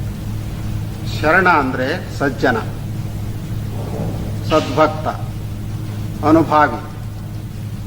ಮಹಾದೇವಿಯಕ್ಕನೂರು ಒಂದು ಕಡೆ ನಿಮ್ಮ ಶರಣ ಸಂಗನ ಬಸವಣ್ಣನ ಪಾದವ ಕಂಡು ಮಿಗೆ ಮಿಗೆ ನಮೋಯ ನಮೋ ಎನ್ನುತ್ತಿರ್ತೇನಯ್ಯ. ಮತ್ತೊಂದು ವಚನದಲ್ಲಿ ನುಡಿದಂತೆ ನಡೆಯುವ ವ್ಯಕ್ತಿ ಯಾರಿದನೋ ಅವನೇ ಶರಣ ಅಂತ ಸ್ಪಷ್ಟಪಡಿಸ್ತಾನೆ. ಬಸವಣ್ಣವರು ತಮ್ಮ ವಚನದಲ್ಲಿ ಶರಣನ ಲಕ್ಷಣಗಳನ್ನು ತುಂಬ ಪರಿಣಾಮಕಾರಿಯಾಗಿ ತಿಳಿಸಿಕೊಟ್ಟಿದ್ದಾರೆ. ಆ ಶರಣ ಹೇಗಿರ್ತಾನೆ? ವಚನವನ್ನು ನೋಡಿ. ಧನದಲ್ಲಿ ಶುಚಿ, ಪ್ರಾಣದಲ್ಲಿ ನಿರ್ಭಯ, ಇದಾವಂಗಳವಡುವುದಯ್ಯ, ನಿಧಾನ ತಪ್ಪಿ ಬಂದಡೆ ಒಲ್ಲೆನೆಂಬುವರಿಲ್ಲ, ಪ್ರಮಾದವಶ ಬಂದಡೆ ಖುಷಿಯನೆಂಬುವರಿಲ್ಲ, ನಿರಾಶೆ ನಿರ್ಭಯ ಕೂಡಲ ಸಂಗಮ ದೇವ ನೀನೊಲಿದ ಶರಣಂಗಲ್ಲದಿಲ್ಲ. ನಿರಾಶೆ ಮತ್ತು ನಿರ್ಭಯ ಇವೇ ಒಬ್ಬ ಶರಣನ ಲಕ್ಷಣಗಳು. ಅವನು ತಾನು ಕಾಯಕದಿಂದ ಏನು ಪಡಿತಾನೋ ಅದನ್ನು ಮಾತ್ರ ಸ್ವೀಕರಿಸ್ತಾನೆ. ಕಾಯಕದಿಂದ ಬರದೇ ಇರುವಂಥ ಯಾವ ಆದಾಯವನ್ನು ಕೂಡ ಅವನು ಒಪ್ಪದೆ ಅದನ್ನು ತಿರಸ್ಕರಿಸ್ತಾನೆ. ತಾನು ನಂಬಿದಂಥ ತತ್ವಗಳಿಗೆ ಬದ್ಧನಾಗಿ ಬಾಳ್ತಾನೆ. ಒಂದು ವೇಳೆ ತನ್ನ ಪ್ರಾಣಕ್ಕೆ ಕುತ್ತು ಬಂದ್ರೂ ತತ್ವಬದ್ಧತೆಯಿಂದ ಅವನು ಒಂದಿಷ್ಟು ಹಿಂದೆ ಸರಿಯಲ್ಲ. ಅದಕ್ಕಾಗಿಯೇ ಬಸವಣ್ಣವರು ಒಂದು ಕಡೆ ಹೇಳ್ತಾರೆ, ಆನಿ ಬಿಜ್ಜಳಂಗೆ ಅಂಜುವೇನೆ. ಇನ್ನು ಜಾತಿಯ ಪ್ರಶ್ನೆ ಬಂದಾಗ ಬಸವಣ್ಣವರು ಯಾವಾಗಲೂ ಕೂಡ ಅಸ್ಪೃಶ್ಯರ ಪರವಾಗಿಯೇ ನಿಲ್ತಾರೆ. ನಿಲ್ಲೋದಷ್ಟೇ ಅಲ್ಲ, ಅವರಲ್ಲಿ ಆತ್ಮವಿಶ್ವಾಸವನ್ನು ಬೆಳೆಸ್ತಾರೆ. ಉದಾಹರಣೆಗೆ ನೀಲಾಶೀಲರ ಮದುವೆ ಪ್ರಸಂಗ. ಆಗ ಬಿಜ್ಜಳ ಇದು ಸನಾತನ ಧರ್ಮ ಪರಂಪರೆಗೆ ವಿರುದ್ಧವಾದದ್ದು, ಇದರಿಂದ ಸಮಾಜದಲ್ಲಿ ಅಲ್ಲೋಲ್ ಕಲ್ಲೋಲ್ ಆಗುತ್ತೆ, ಈ ಮದುವೆಯನ್ನು ನಿಲ್ಲಿಸ್ಬಿಡಪ್ಪ ಬಸವಣ್ಣ ಅಂತ ಹೇಳ್ತಾರೆ. ಆದರೆ ಬಸವಣ್ಣವರು ಅವ್ರ ಮಾತಿಗೆ ಸೊಪ್ಪು ಹಾಕಲ್ಲ. ಅವ್ರು ಹೇಳ್ತಾರೆ, ನನಗೆ ಆ ಮಕ್ಕಳ ನಿಷ್ಕಲ್ಮಶ ಪ್ರೀತಿಗೆ ನೀರು ಎರೆಯೋದು ಮುಖ್ಯವೇ ಹೊರತು ನಿಮ್ಮ ಸನಾತನ ಧರ್ಮ ಪರಂಪರೆ ಉಳಿಸೋದಲ್ಲ.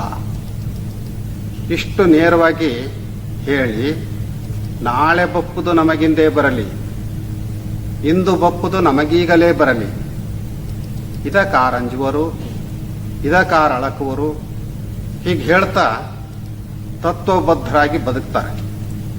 ಅದಕ್ಕಾಗಿಯೇ ಅಧಿಕಾರವನ್ನು ಕೂಡ ತ್ಯಾಗ ಮಾಡ್ತಾರೆ.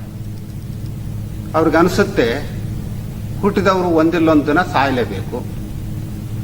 ಒಂದು ರೀತಿ ಕ್ಷುಲ್ಲಕ ಬಾಳೋದ್ಕಿಂತ ಧೀರೋದಾತ್ತರಾಗಿ ಆದರ್ಶಕ್ಕಾಗಿ ಸಾಯೋದು ಮೇಲು ಅಂತ ವಾದಿಸಿ ಅದರಂತೆ ಅವರು ನಿರ್ಭಯರಾಗಿ ನಡ್ಕೊಳ್ತಾರೆ. ಅವರಿಗೆ ಪ್ರಾಣದಲ್ಲಿ ನಿರ್ಭಯ ಇತ್ತು, ಹುಸಿ ಮೋಸ ಅವ್ರ ಹತ್ರ ಸುಳಿತಿರಲಿಲ್ಲ.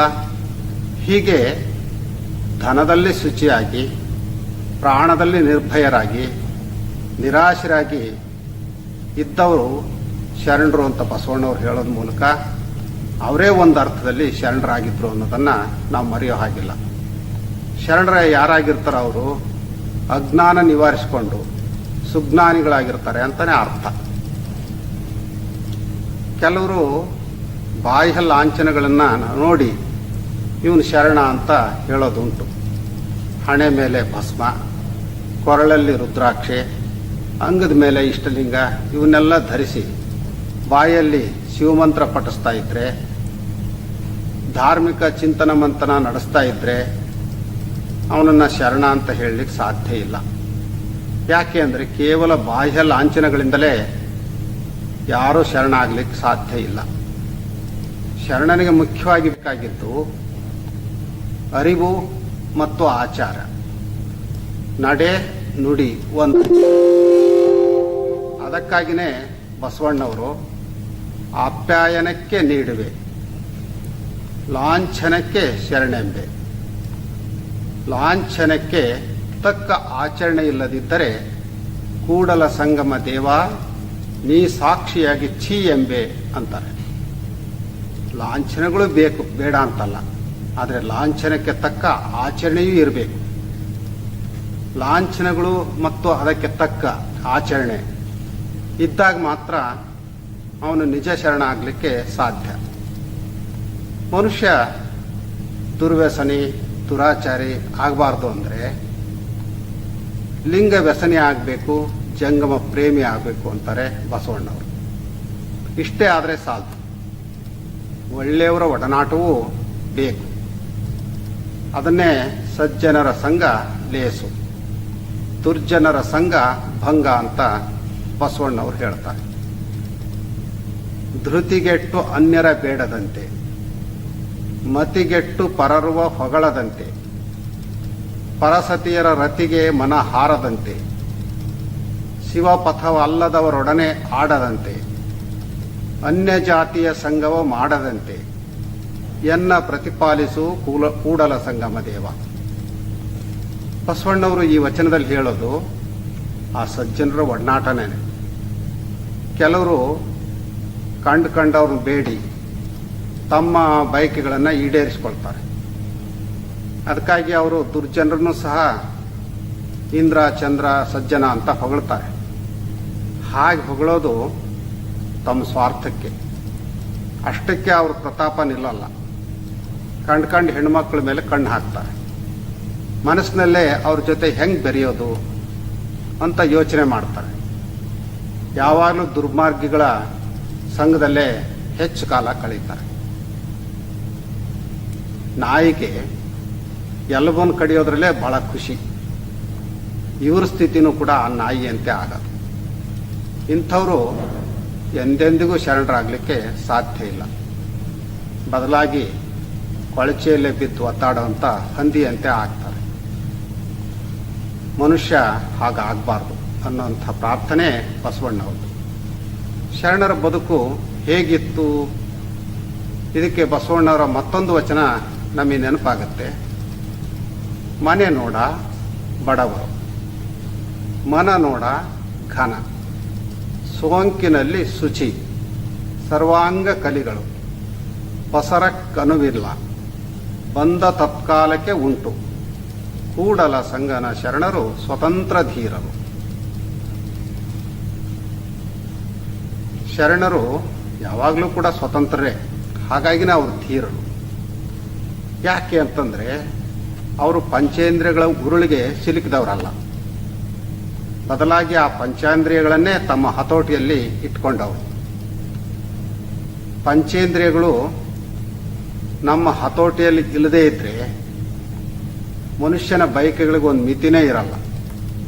ಇನ್ನೂ ಬೇಕು ಅನ್ನುವಂಥ ಬಯಕೆಗಳ ಸರಮಾಲೆ ಹನುಮಂತನ ಬಾಲದ ಹಾಗೆ ಬೆಳಿತಾನೆ ಹೋಗುತ್ತೆ. ಆದರೆ ಶರಣರು ಈ ಬೇಕು ಅನ್ನೋಂಥ ಬಯಕೆಗೆ ಬ್ರೇಕ್ ಹಾಕಿದರು. ಅದನ್ನೇ ವಚನದಲ್ಲಿ ಹೇಳಿದ್ದಾರೆ. ಮನೆ ಚಿಕ್ಕದಾಗಿರ್ಬೋದು, ನಮ್ಮ ಮನೆಯಲ್ಲಿ ಯಾವ ರೀತಿಯ ನಾಗರಿಕ ಸೌಲಭ್ಯಗಳು ಇಲ್ಲದೇ ಇರಬಹುದು, ಆದರೆ ಮನಸ್ಸು ಶ್ರೇಷ್ಠವಾಗಿದ್ದರೆ, ಘನವಾಗಿದ್ದರೆ ಅವರಿಗೆ ಮನೆಯೂ ಕೂಡ ದೊಡ್ಡದಾಗೇ ಕಾಣುತ್ತೆ. ಅಲ್ಲಿರುವ ಅಲ್ಪ ಸ್ವಲ್ಪ ಸಾಮಗ್ರಿಗಳೇ ಅವ್ರಿಗೆ ಬಹಳ ತೃಪ್ತಿ ನೀಡ್ತವೆ. ಅವರು ತಮ್ಮ ಸಂಸಾರದಲ್ಲಿ ಸುಖಿಗಳಾಗಿರ್ತಾರೆ. ಅದರಿಂದಾಗಿಯೇ ಅವರು ಸರ್ವಾಂಗ ಕಲಿಗಳು ಅಂತ ಬಸವಣ್ಣ ಕರೆಯೋದು. ಈ ಪ್ರಸ್ತುತ ಸಂದರ್ಭಕ್ಕೆ ಎಷ್ಟು ಬೇಕೋ ಅಷ್ಟನ್ನು ಮಾತ್ರ ಅವರು ಇಟ್ಕೊಳ್ತಾರೆ. ಅಂಗಡಿಯಲ್ಲಿ ಹೇಗೆ ಸಾಕಷ್ಟು ವಸ್ತುಗಳನ್ನು ಸಂಗ್ರಹಿಸಿಟ್ಕೊಳ್ತಾರೋ ಹಾಗೆ ತಾವು ಮನೆಯಲ್ಲಿ ಇಟ್ಕೊಳ್ಬೇಕು ಅನ್ನುವಂಥ ದುರಾಸೆ ಅಥವಾ ಸಂಗ್ರಹ ಬುದ್ಧಿ ಶರಣರಾದವ್ರಿಗೆ ಖಂಡಿತ ಇರೋದಿಲ್ಲ. ಹಾಗಾಗಿನೇ ಅವರನ್ನ ಸ್ವತಂತ್ರ ಧೀರರು ಅಂತ ಕೂರಿಸೋರು. ಈ ಧೀರತನ ಮನುಷ್ಯನಿಗೆ ಬಂದರೆ ಅವನೇ ಶರಣ. ಪರುಷ ಮುಟ್ಟಿದ ಕಬ್ಬಿಣದಂತೆ ಶರಣರಿಗೆ ಪುಣ್ಯ ಮತ್ತು ಪಾಪಗಳಿಲ್ಲ, ಸ್ವರ್ಗ ನರಕಗಳು ಇಲ್ಲ. ಒಂದರ್ಥದಲ್ಲಿ ಅವರು ಭವರಹಿತರು. ಇದು ಚನ್ನಬಸವಣ್ಣವರ ಅಭಿಪ್ರಾಯ.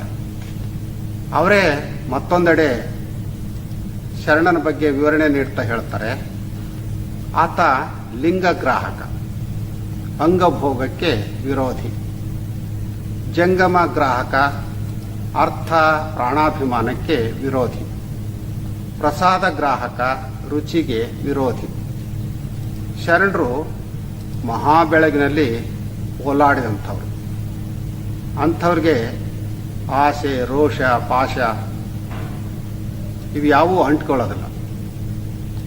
ಅವರು ಈ ಜಗದ ಹೇಸಿಗಳನ್ನು ಬಯಸೋದಿಲ್ಲ. ಹೀಗೆ ಹೇಳುವಂಥ ಹಡಪದ ಅಪ್ಪಣ್ಣಗಳ ಸ್ತ್ರೀ ಲಿಂಗಮ್ಮ ಏನಪ್ಪ ಯಾರು ಶರಣ ಅಂದ್ರೆ ಅನ್ನೋದನ್ನು ಇದರಲ್ಲಿ ಹೇಳ್ತಾರೆ. ಶರಣ ಅಂದರೆ ನಡೆನುಡಿ ಸಿದ್ಧಾಂತವಾದವ. ಇದೇ ಬಹುತೇಕ ವಚನಕಾರರ ಅಭಿಪ್ರಾಯ. ಪ್ರಭುದೇವರು ಶರಣರನ್ನ ಉಪಮಾತೀತರು ಅಂತ ಕರೀತಾರೆ. ಅರಿವು ಮರೆವು ಕುರಿತಾಗೆ ಪ್ರಭುದೇವರು ಹೇಳೋದು, ತನ್ನ ತಾನರಿತಡೆ ನುಡಿಯೆಲ್ಲ ತತ್ವ, ತನ್ನ ತಾ ಮರೆತಡೆ ನುಡಿಯೆಲ್ಲ ಮಾಯೆ. ಶರಣರು ಮಾಯೆ, ಮಾರಿ, ಮಸಣಿ ಇವನ್ನೆಲ್ಲ ನಂಬಿದವರಲ್ಲ. ಆದರೂ ಅವ್ರು ಹೇಳುವಂಥದ್ದು, ಕಂಗಳು ತಪ್ಪಿ ನೋಡಿದರೆ, ನಾಲಿಗೆ ತಪ್ಪಿ ನುಡಿದರೆ, ದೇವರ ನೆನಹವನ್ನು ಮರೆತರೆ ಅದೇ ಮಾರಿ. ಈ ಮಾನವನ ವೈರಿಗಳು ಹೊರಗಡೆ ಇಲ್ಲ, ಮನುಷ್ಯನ ಒಳಗಡೆನೆ ಆ ವೈರಿಗಳಿವೆ. ಯಾವ ಆ ವೈರಿಗಳು ಅಂತಂದ್ರೆ ಮನಸ್ಸು, ಬುದ್ಧಿ, ಚಿತ್ತ, ಅಹಂಕಾರ. ಈ ನಿರ್ಮಲ ಸುಚಿತ್ತ, ದಿವ್ಯಜ್ಞಾನ ಇವೇ ವ್ಯಕ್ತಿಯ ಮಿತ್ರರು. ಹೀಗಾಗಿ ತನ್ನನ್ನು ತಾನು ಅರಿಯುವಂಥದ್ದು ಇದೆಯಲ್ಲ, ಅದೇ ದಿವ್ಯಜ್ಞಾನ ಅಂತ ಕರೀತಾರೆ. ಸುಂಕದ ಬಂಕಣ್ಣ. ಮಾನವನಾಗಿ ನಾವು ಶಿವಜ್ಞಾನವನ್ನು ಅರಿದೇ ಇದ್ದರೆ ನಾಯಿಯ ಜೀವನ ಬಾಳಿದ ಹಾಗೆ. ಈ ನಾಯಿಯ ಬದುಕಿನಿಂದ ಸುಖ ಇಲ್ಲ ಅನ್ನೋದು ಪ್ರಭುದೇವರ ಸಂದೇಶ. ನರ ಹರನಾಗುವಂಥದ್ದೇ ಶರಣತ್ವದ ಸೂಚಕ. ನರತ್ವ ಕಳ್ಕೊಂಡು ಹರತ್ವ ಪಡಿಬೇಕು ಅಂದರೆ ಗುರುವಿನ ಮೂಲಕ ದೀಕ್ಷೆ ಪಡಿಬೇಕು, ಸಾಧನೆಯ ಮಾರ್ಗದಲ್ಲಿ ಸಾಗಬೇಕು. ಮಹಾದೇವಿ ಅಕ್ಕ ಹೇಳ್ತಾರೆ, ನರಜನ್ಮವ ಕಳೆದು ಹರಜನ್ಮವ ಕರುಣಿಸಿದ ಗುರುವೇ ನಿಮಗೆ ಶರಣು. ಗುರು ಆದಂಥವರು ದೀಕ್ಷೆಯ ಮೂಲಕ ಈ ನರಜನ್ಮವನ್ನು ಕಳೆದು ಹರಜನ್ಮವನ್ನು ಪ್ರಾಪ್ತಿ ಮಾಡ್ತಾರೆ. ಭವಬಂಧನಗಳನ್ನು ಕಳೆದು ಭಕ್ತರನ್ನಾಗಿ ಮಾಡ್ತಾರೆ. ಹಾಗೆ ಭಕ್ತನಾಗೋದೇ ಹರಜನ್ಮ. ಇದನ್ನೇ ಅರಿತರೆ ಶರಣ, ಮರೆತರೆ ಮಾನವ ಅನ್ನೋದು. ತೀಕ್ಷೆಯಿಂದ ಮನುಷ್ಯ ಮಲತ್ರಯಗಳನ್ನು ಕಳ್ಕೊಂಡು ಲಿಂಗತ್ರಯಗಳ ಸಾಧನೆಗೆ ಮುಂದಾಗಬೇಕು ಅಂತ ಹೇಳ್ತಾರೆ. ಈ ಮಲತ್ರಯಗಳು ಅಂತಂದರೆ ಆಣವ ಮಲ, ಮಾಯಾಮಲ, ಕಾರ್ಮಿಕ ಮಲ. ಇವೇ ಮನುಷ್ಯನ ಬಂಧನಕ್ಕೆ ಕಾರಣ ಆಗುವಂಥವು. ಮಲ ಅಂದರೆ ಕೊಳೆ. ಮನುಷ್ಯ ನಾನು ಕೇವಲ ಮಾನವನಲ್ಲ, ದೇವರ ಸಂತಾನ ಅನ್ನುವಂಥ ಅರಿವನ್ನು ಪಡೆದ್ರೆ ಆಣವ ಮಲದ ನಿವಾರಣೆ ಆಗುತ್ತೆ. ರಕ್ತ ಸಂಬಂಧ, ಜಾತಿ ಸಂಬಂಧವನ್ನು ತೊರೆದು ಸಕಲ ಜೀವಾತ್ಮರ ಒಳಿತನ್ನ ಬಯಸೋದಿದೆಯಲ್ಲ, ಅದೇ ಮಾಯಾಮಲದ ನಿರ್ಮೂಲನೆಗೆ ಸಹಕಾರಿ. ಇಲ್ಲಿರುವಂಥ ಎಲ್ಲ ಭೋಗ ಭಾಗ್ಯಗಳು ಕೇವಲ ನನಗಾಗಿ ಅಲ್ಲ, ಇವು ಇರೋದು ಜಗತ್ತಿನ ಜೀವಜಂತುಗಳಿಗೆ ಅನ್ನುವಂಥ ವಿಶಾಲ ಮನೋಭಾವನೆಯನ್ನು ಬೆಳೆಸ್ಕೊಂಡ್ರೆ ಕಾರ್ಮಿಕ ಮಲ ನಿವಾರಣೆ ಆಗುತ್ತೆ. ಈ ಭಾವ ಎಲ್ಲರಲ್ಲೂ ಬಲಗೊಂಡಾಗ ನರ ಖಂಡಿತ ಹರನಾಗ್ತಾನೆ, ಮಾನವ ಮಹಾದೇವ ಆಗ್ತಾನೆ. ಇದೇ ಶರಣತ್ವಕ್ಕೆ ದಾರಿ. ಮಾನವ ಮಹಾದೇವ ಆಗಲಿಕ್ಕೆ ಮುಖ್ಯವಾಗಿ ಬೇಕಾದದ್ದು ಜ್ಞಾನ. ಜ್ಞಾನದ ಬಲದಿಂದ ಅಜ್ಞಾನದ ಕೇಡು ನೋಡಯ್ಯ ಅಂತ ಬಸವಣ್ಣವರು ಹೇಳಿದ್ದಾರೆ. ಮಾನವನ ನಿಜವಾದ ಆಭರಣ ಜ್ಞಾನ ಅನ್ನುವಂಥದ್ದನ್ನು ಎಲ್ಲ ಶರಣರು ಒತ್ತಿ ಒತ್ತಿ ಹೇಳಿದ್ದಾರೆ. ನಿಮಗೆಲ್ಲ ಗೊತ್ತಿದೆ, ಈ ಜಗತ್ತಿನಲ್ಲಿ ಹೊನ್ನು ಹೆಣ್ಣು ಮಣ್ಣಿಗಾಗಿ ನಿರಂತರವಾಗಿ ಯುದ್ಧ ನಡೀತಾನೇ ಬಂದಿದೆ. ಕಾರಣ ಏನು ಅಂತಂದರೆ ಅವೇ ನಿಜವಾದ ಸಂಪತ್ತು ಅನ್ನುವಂಥ ಭ್ರಮೆ. ಆದರೆ ಪ್ರಭುದೇವರು ಅದಕ್ಕೆ ಹೊಸ ವ್ಯಾಖ್ಯಾನವನ್ನು ನೀಡ್ತಾರೆ. ಭೂಮಿ ನಿನ್ನದಲ್ಲ, ಹೇಮ ನಿನ್ನದಲ್ಲ, ಕಾಮಿನಿ ನಿನ್ನವಳಲ್ಲ, ನಿನ್ನೊಡವೆ ಎಂಬುದು ಜ್ಞಾನರತ್ನ. ನೋಡಿ, ಅವ್ರು ಹೇಳೋ ಮಾತನ್ನ, ಭೂಮಿ, ಹೇಮ, ಕಾಮ ಇವು ನಮ್ಮವು ಅಲ್ಲ. ನಮ್ಮ ನಿಜವಾದ ಸಂಪತ್ತು ಜ್ಞಾನ ಅಂತ ಹೇಳ್ತಾರೆ. ಈ ಜ್ಞಾನರತ್ನವನ್ನು ನಾವು ಮೈಗೂಡಿಸ್ಕೊಂಡಾಗ ವ್ಯಕ್ತಿತ್ವ ಅರಳ್ತಾ ಹೋಗುತ್ತೆ. ಆಗ ಆ ಜ್ಞಾನವೇ ನಿಜವಾದ ಸಂಪತ್ತಾಗುತ್ತೆ. ಅದು ಕೇವಲ ಲೌಕಿಕ ಜ್ಞಾನ ಅಷ್ಟೇ ಅಲ್ಲ, ಪಾರಮಾರ್ಥಿಕ ಜ್ಞಾನವೂ ಹೌದು. ಹಾಗಂದ ತಕ್ಷಣ ಲೌಕಿಕ ಜ್ಞಾನವನ್ನು ಬಿಡಬೇಕು ಅಂತ ಅಲ್ಲ, ಅದು ಪಾರಮಾರ್ಥಿಕ ಜ್ಞಾನ ಪಡೀಲಿಕ್ಕೆ ಸಹಕಾರಿ ಆಗಬೇಕು. ಆದರೆ ಎಷ್ಟೋ ಜನರು ಹೊನ್ನು ಹೆಣ್ಣು ಮಣ್ಣು ಈ ಲೌಕಿಕ ಸಂಸಾರದಲ್ಲೇ ಮುಳುಗಿ ಹೇಳ್ತಾರೆ. ಹಾಗಾಗಿ ಅವರಿಗೆ ಮಾನವತ್ವದಿಂದ ಮೇಲೆ ಏಳಲಿಕ್ಕೆ ಸಾಧ್ಯನೇ ಆಗದೆ ಅಲ್ಲೇ ಬಿತ್ತು ಒದ್ದಾಡ್ತಾರೆ. ಹಾಗಂತ ಬಸವಾದಿ ಶಿವಶರಣರು ಸಂಸಾರದ ವಿರೋಧಿಗಳಲ್ಲ. ದೇವರ ದಾಸಿಮಯ್ಯನವ್ರು ಹೇಳೋದು ನಿಮಗೆ ಗೊತ್ತಿದೆ, ಸತಿಪತಿಗಳೊಂದಾದ ಭಕ್ತಿ ಹಿತವಾಗಿಪ್ಪುದು ಶಿವಂಗೆ. ಸಂಸಾರದಲ್ಲಿ ಇದ್ದೂ ಕೂಡ ಇಲ್ಲದಂತೆ ಇರಬೇಕು. ಇದು ವಚನಕಾರರ ಅಭಿಪ್ರಾಯ. ಅದನ್ನೇ ಪ್ರಭುದೇವರು ಉಂಡು ಉಪವಾಸಿ ಬಳಸಿ ಬ್ರಹ್ಮಚಾರಿ ಅಂತ ಕರೆದಿದ್ದಾರೆ. ಕಮಲ ಕೆಸರಿನಲ್ಲೇ ಇದ್ರೂ ಅದಕ್ಕೆ ಅಂಟದಂತೆ ಇರುತ್ತೆ. ಹಾಗೆ ಮಾನವ ಸಂಸಾರದಲ್ಲಿದ್ದರೂ ಅದರಲ್ಲೇ ಮುಳುಗಬಾರದು. ಮತ್ತೊಂದು ಬಸವಣ್ಣವರ ವಚನ, ಮಾಡುವ ನೀಡುವ ಭಕ್ತನ ಕಂಡಡೆ ನಿಧಿ ನಿಧಾನವ ಕಂಡಂತಾಯಿತು. ಪಾದೋದಕ ಪ್ರಸಾದ ಜೀವಿಯ ಕಂಡಡೆ ಹೋದ ಪ್ರಾಣ ಬಂದಂತಾಯಿತು.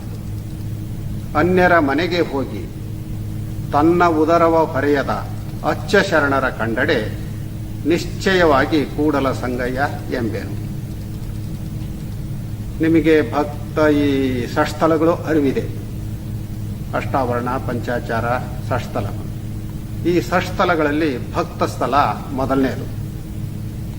ಭಕ್ತ ಸ್ಥಳದಿಂದಲೇ ವ್ಯಕ್ತಿ ಸಾಧನೆ ಮಾಡ್ತಾ ಶರಣಸ್ಥಳವನ್ನು ತಲುಪಬೇಕು.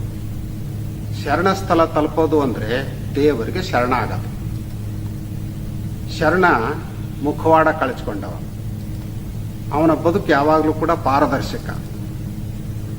ಭಕ್ತ ಅಂದರೆ ಕೇವಲ ಮಡಿಯುಟ್ಟು ಹಣೆ ಮೇಲೆ ವಿಭೂತಿ ಧರಿಸಿ ಗಂಧ ಕುಂಕುಮ ಇನ್ನೇನೋ ಧರಿಸಿ ಗುಡಿಗೆ ಹೋಗಿ ಸುತ್ತೋದಲ್ಲ. ತನ್ನ ಕಾಲೇ ಕಂಬ ಆಗಬೇಕು, ದೇಹವೇ ದೇಗಲ ಆಗಬೇಕು, ಶಿರ ಹೊನ್ನ ಕಳಶ ಅಂತ ತಿಳ್ಕೊಂಡು ಅವನು ಕಾಯಕ ಜೀವಿಯಾಗಿ ಗುರು ಕರುಣಿಸಿದಂಥ ಇಷ್ಟಲಿಂಗವನ್ನು ಪೂಜೆ ಮಾಡಬೇಕು. ಆಗ ತನ್ನ ಕಾಯಕದಿಂದ ಬಂದಂಥ ಫಲವನ್ನು ತಾನೊಬ್ಬನೇ ಇಟ್ಕೊಳ್ದೆ ದಾಸೋಹವನ್ನು ಮಾಡಬೇಕು. ಪಾದೋದಕ ಪ್ರಸಾದ ಜೀವಿಯಾಗಿ ಬಾಳಬೇಕು. ಹೀಗೆ ಬಾಳಿದರೆ ಅವನೇ ಶರಣ.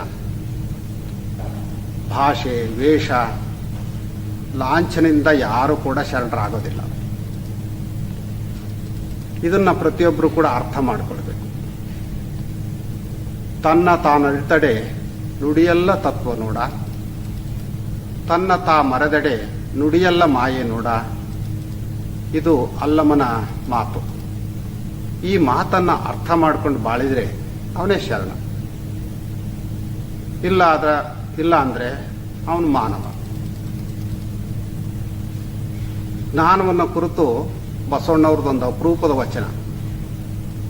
ಸ್ವಾನಜ್ಞಾನ, ಗಜಜ್ಞಾನ, ಕುಕ್ಕುಟ ಜ್ಞಾನವೆಂಬ ಜ್ಞಾನತ್ರಯಗಳೇನಾದವು ಕೂಡಲ ಸಂಗಮ ದೇವ, ನಿಮ್ಮ ನರಿಯದ ಜ್ಞಾನವೆಲ್ಲ ಅಜ್ಞಾನ. ಈ ವೈಜ್ಞಾನಿಕ ಯುಗದಲ್ಲಿ ಮನುಷ್ಯ ಎಷ್ಟೋ ರೀತಿಯ ಜ್ಞಾನವನ್ನು ಪಡೆಯುವಂಥ ಸಾಮರ್ಥ್ಯ ಇದೆ. ಅವನು ಪಡೆದಿರುವಂಥ ಜ್ಞಾನ ಯಾರನ್ನು ಕೂಡ ಬೆರಗುಗೊಳಿಸುವಂಥದ್ದು. ಆದರೆ ಅದೇ ನಿಜವಾದ ಜ್ಞಾನ ಅಲ್ಲ. ಅದನ್ನೇ ಇಲ್ಲಿ ಬಸವಣ್ಣವ್ರು ಹೇಳಿರೋದು. ಮನುಷ್ಯ ಮುಖ್ಯವಾಗಿ 3 ಜ್ಞಾನಗಳ ವಿಚಾರ ಅಷ್ಟೇ ಅವನಿಗೆ ಗೊತ್ತಾಗೋದಲ್ಲ. ಈ 3 ಜ್ಞಾನಗಳು ನಾಯಿಗೂ ಇದ್ದವು, ಆನೆಗೂ ಇದ್ದವು, ಕೋಳಿಗೂ ಇದ್ದವು. ಇವುಗಳಿಗೆ ಒಂದು ವಿಶೇಷವಾದ ಜ್ಞಾನ ಇದೆ. ವಾಸನೆಯಿಂದಲೇ ಎಲ್ಲಿ ಏನಿದೆ ಅಂತ ಗುರುತಿಸುವಂಥ ಗುಣ ನಾಯಿಗೆ ಇದೆ. ಹಾಗಾಗಿನೇ ಎಲ್ಲಾದರೂ ಕಳವ ಆದರೆ, ಕೊಲೆ ಆದರೆ ಪೊಲೀಸರು ಆ ನಾಯಿ ಹಿಡ್ಕೊಂಡು ಹೋಗ್ತಾರೆ ಶೋಧ ಮಾಡಲಿಕ್ಕೆ. ಆನೆಗೆ ಸ್ಪರ್ಶ ಜ್ಞಾನ ಇದೆಯಂತೆ. ಕೋಳಿಗೆ ವೇಳೆಯ ಗುಣವನ್ನು ಗೊತ್ತು ಮಾಡುವಂಥ ಒಂದು ಶಕ್ತಿ ಇದೆ. ಆದರೆ ಅವುಗಳಿಗೆ ಶಿವಜ್ಞಾನವನ್ನು ಅರಿಯುವಂಥ ಶಕ್ತಿ ಇಲ್ಲ. ಶಿವಜ್ಞಾನವನ್ನು ಅರಿಯದಿದ್ದರೆ ಅದೇ ಅಜ್ಞಾನ ಅಂತ ಬಸವಣ್ಣವ್ರು ಹೇಳ್ತಾರೆ. ನೀವು ಏನೆಲ್ಲ ಜ್ಞಾನವನ್ನು ಸಂಪಾದನೆ ಮಾಡಿರ್ಬೋದು, ಶಿವಜ್ಞಾನ ಇಲ್ಲ ಅಂತಂದರೆ ಅದೆಲ್ಲ ಅಜ್ಞಾನ. ಈ ಹಿನ್ನೆಲೆಯಲ್ಲಿ ಮನುಷ್ಯ ಶಿವಜ್ಞಾನಿಯಾದರೆ ಮಾತ್ರ ಶರಣಾಗ್ಲಿಕ್ಕೆ ಸಾಧ್ಯ. ಶಿವಜ್ಞಾನದ ಅರಿವು ಇಲ್ಲದೇ ಇದ್ದರೆ ಅವನು ಮಾನವನಾಗೆ ಉಳಿತಾನೆ. ಅವನಿಗೆ ಯಾವ ಬೆಳಕು ಕೂಡ ಸಿಗೋದಿಲ್ಲ. ಈ ನೆಲೆಯಲ್ಲೇ ಬಸವಣ್ಣವರ ಮತ್ತೊಂದು ವಚನ, ಶರಣ ನಿದ್ರೆಗೈದಡೆ ಜಪ ಕಾಣಿರೋ, ಶರಣನೆತ್ತು ಕುಳಿತಡೆ ಶಿವರಾತ್ರಿ ಕಾಣಿರೋ, ಶರಣ ನಡೆದುದೇ ಪಾವನ ಕಾಣಿರೋ, ಶರಣ ನುಡಿದುದೇ ಶಿವತತ್ವ ಕಾಣಿರೋ, ಕೂಡಲ ಸಂಗನ ಶರಣನ ಕಾಯವೇ ಕೈಲಾಸ ಕಾಣಿರೋ. ಈ ನೆಲೆಯಲ್ಲಿ ನಮ್ಮ ಕಾಯ ಕೈಲಾಸ ಆದರೆ, ನಮ್ಮ ಕಾಯಕ ಕೈಲಾಸ ಅನ್ನುವಂಥ ನಂಬಿಕೆ ಬಂದರೆ ಖಂಡಿತ ನಾವೇ ಶರಣರಾಗಲಿಕ್ಕೆ ಸಾಧ್ಯ. ಈ ಮಾತುಗಳನ್ನು ಹೇಳ್ತಾ ಇವತ್ತು ಡಾಕ್ಟರ್ ನರೇಂದ್ರ ರೈ ದೇರ್ಲಾ ಅವರು ವಿಷಯಕ್ಕೆ ಪೂರಕವಾಗಿ ಕೆಲವು ಆಲೋಚನೆಗಳನ್ನು ಹಂಚಿಕೊಂಡಿದ್ದಾರೆ. ನಮ್ಮ ಕಲಾವಿದರು ವಚನಗಳನ್ನು ಹಾಡಿದ್ದಾರೆ. ಅಂತರ್ಜಾಲ ತಂತ್ರಜ್ಞರು ಈ ಕಾರ್ಯಕ್ರಮವನ್ನು ಎಲ್ಲರೂ ವೀಕ್ಷಿಸಲಿಕ್ಕೆ ಬೇಕಾದಂಥ ಸೌಲಭ್ಯವನ್ನು ಒದಗಿಸಿಕೊಟ್ಟಿದ್ದಾರೆ. ವಿವಿಧ ಸುದ್ದಿ ಮಾಧ್ಯಮದವರು ಎಂದಿನಂತೆ ತಮ್ಮ ಕಾಯಕವನ್ನು ನಿರ್ವಹಿಸಿದ್ದಾರೆ. ಎಲ್ಲರಿಗೂ ಮತ್ತು ಅಂತರ್ಜಾಲದ ವೀಕ್ಷಕರಿಗೂ ಕೃತಜ್ಞತೆಗಳು. ಮತ್ತೆ ಕಲ್ಯಾಣದ ಸಂದೇಶ ಸಂದೇಶ, ಮತ್ತೆ ಕಲ್ಯಾಣದ ಸಂದೇಶ. ಮತ್ತೆ ಕಲ್ಯಾಣದ ಸಂದೇಶ, ಮತ್ತೆ ಕಲ್ಯಾಣದ ಸಂದೇಶ.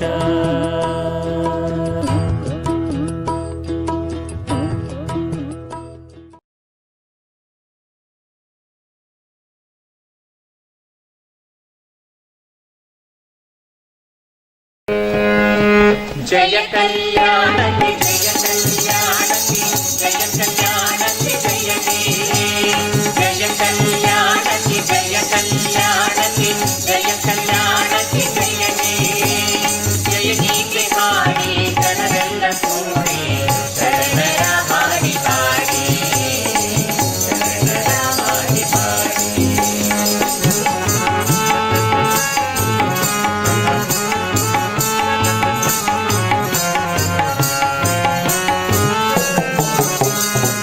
ಭಕ್ತಿಯ ಭಂಡಾರಿ ಬಸವಣ್ಣನಿಂದ ಕನ್ನಡದ ಪುಣ್ಯನಾಡು. ಭಕ್ತಿಯ ಭಂಡಾರಿ ಬಸವಣ್ಣನಿಂದ ಕನ್ನಡದ ಪುಣ್ಯನಾಡು. ವೈರಕ್ಕೆ ನಿಧಿಯಕ್ಕ ಅಲ್ಲಮ ಪ್ರಭು, ವೈರಕ್ಕೆ ನಿಧಿಯಕ್ಕ ಅಲ್ಲಮ ಪ್ರಭು ಮೆರೆದಂತ ಕಲ್ಯಾಣ ನಾಡು, ಮೆರೆದಂಥ ಕಲ್ಯಾಣ ನಾಡು. ಜಯ ಕಲ್ಯಾಣಕ್ಕೆ ಜಯ ಕಲ್ಯಾಣಕ್ಕೆ ಜಯ ಕಲ್ಯಾಣಕ್ಕೆ ಜಯ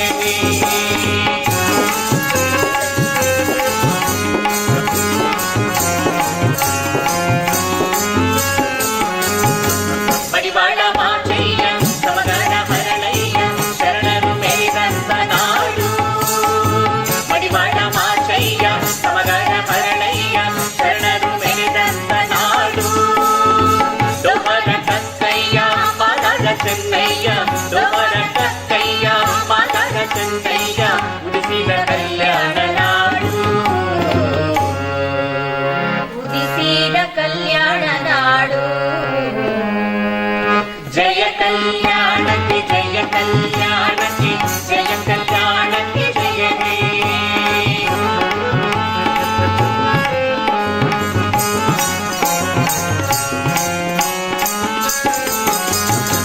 ಮದುವಯ್ಯ ಹರಳಯ್ಯ ಉಭಯರು ಕೂಡಿ ಜಾತಿಗೆ ಸಾವಾರು ಕೂಡಿ. ಮದುವಯ್ಯ ಹರಳಯ್ಯ ಉಭಯರು ಕೂಡಿ ಜಾತಿಗೆ ಸಾವಾರು ಕೂಡಿ. ನೀಲಶೀಲರು ಒಟ್ಟಾಗಿ ಕೂಡಿ, ನೀಲಶೀಲರು ಒಟ್ಟಾಗಿ ಕೂಡಿ ತೋರಿದರು ಕಲ್ಯಾಣ ಮಾಡಿ, ತೋರಿದರು ಕಲ್ಯಾಣ ಮಾಡಿ. ಜಯ ಕಲ್ಯಾಣಕ್ಕೆ ಜಯ ಕಲ್ಯಾಣಕ್ಕೆ ಜಯ ಕಲ್ಯಾಣಕ್ಕೆ ಜಯ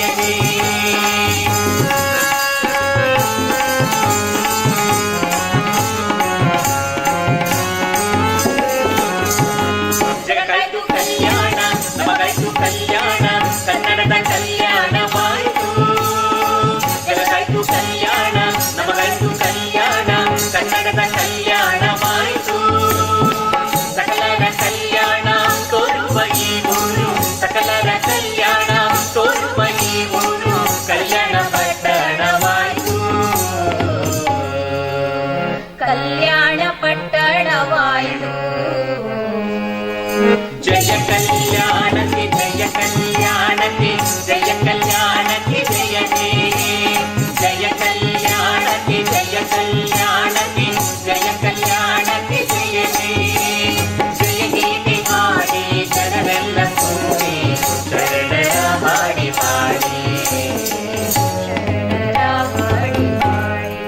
ಶರಣರ ಹಾಡಿ ಪಾಡಿ. ಮತ್ತೆ ಕಲ್ಯಾಣದ ಸಂದೇಶ ಸಂದೇಶ, ಮತ್ತೆ ಕಲ್ಯಾಣದ ಸಂದೇಶ, ಮತ್ತೆ ಕಲ್ಯಾಣದ ಸಂದೇಶ, ಮತ್ತೆ ಕಲ್ಯಾಣದ ಸಂದೇಶ.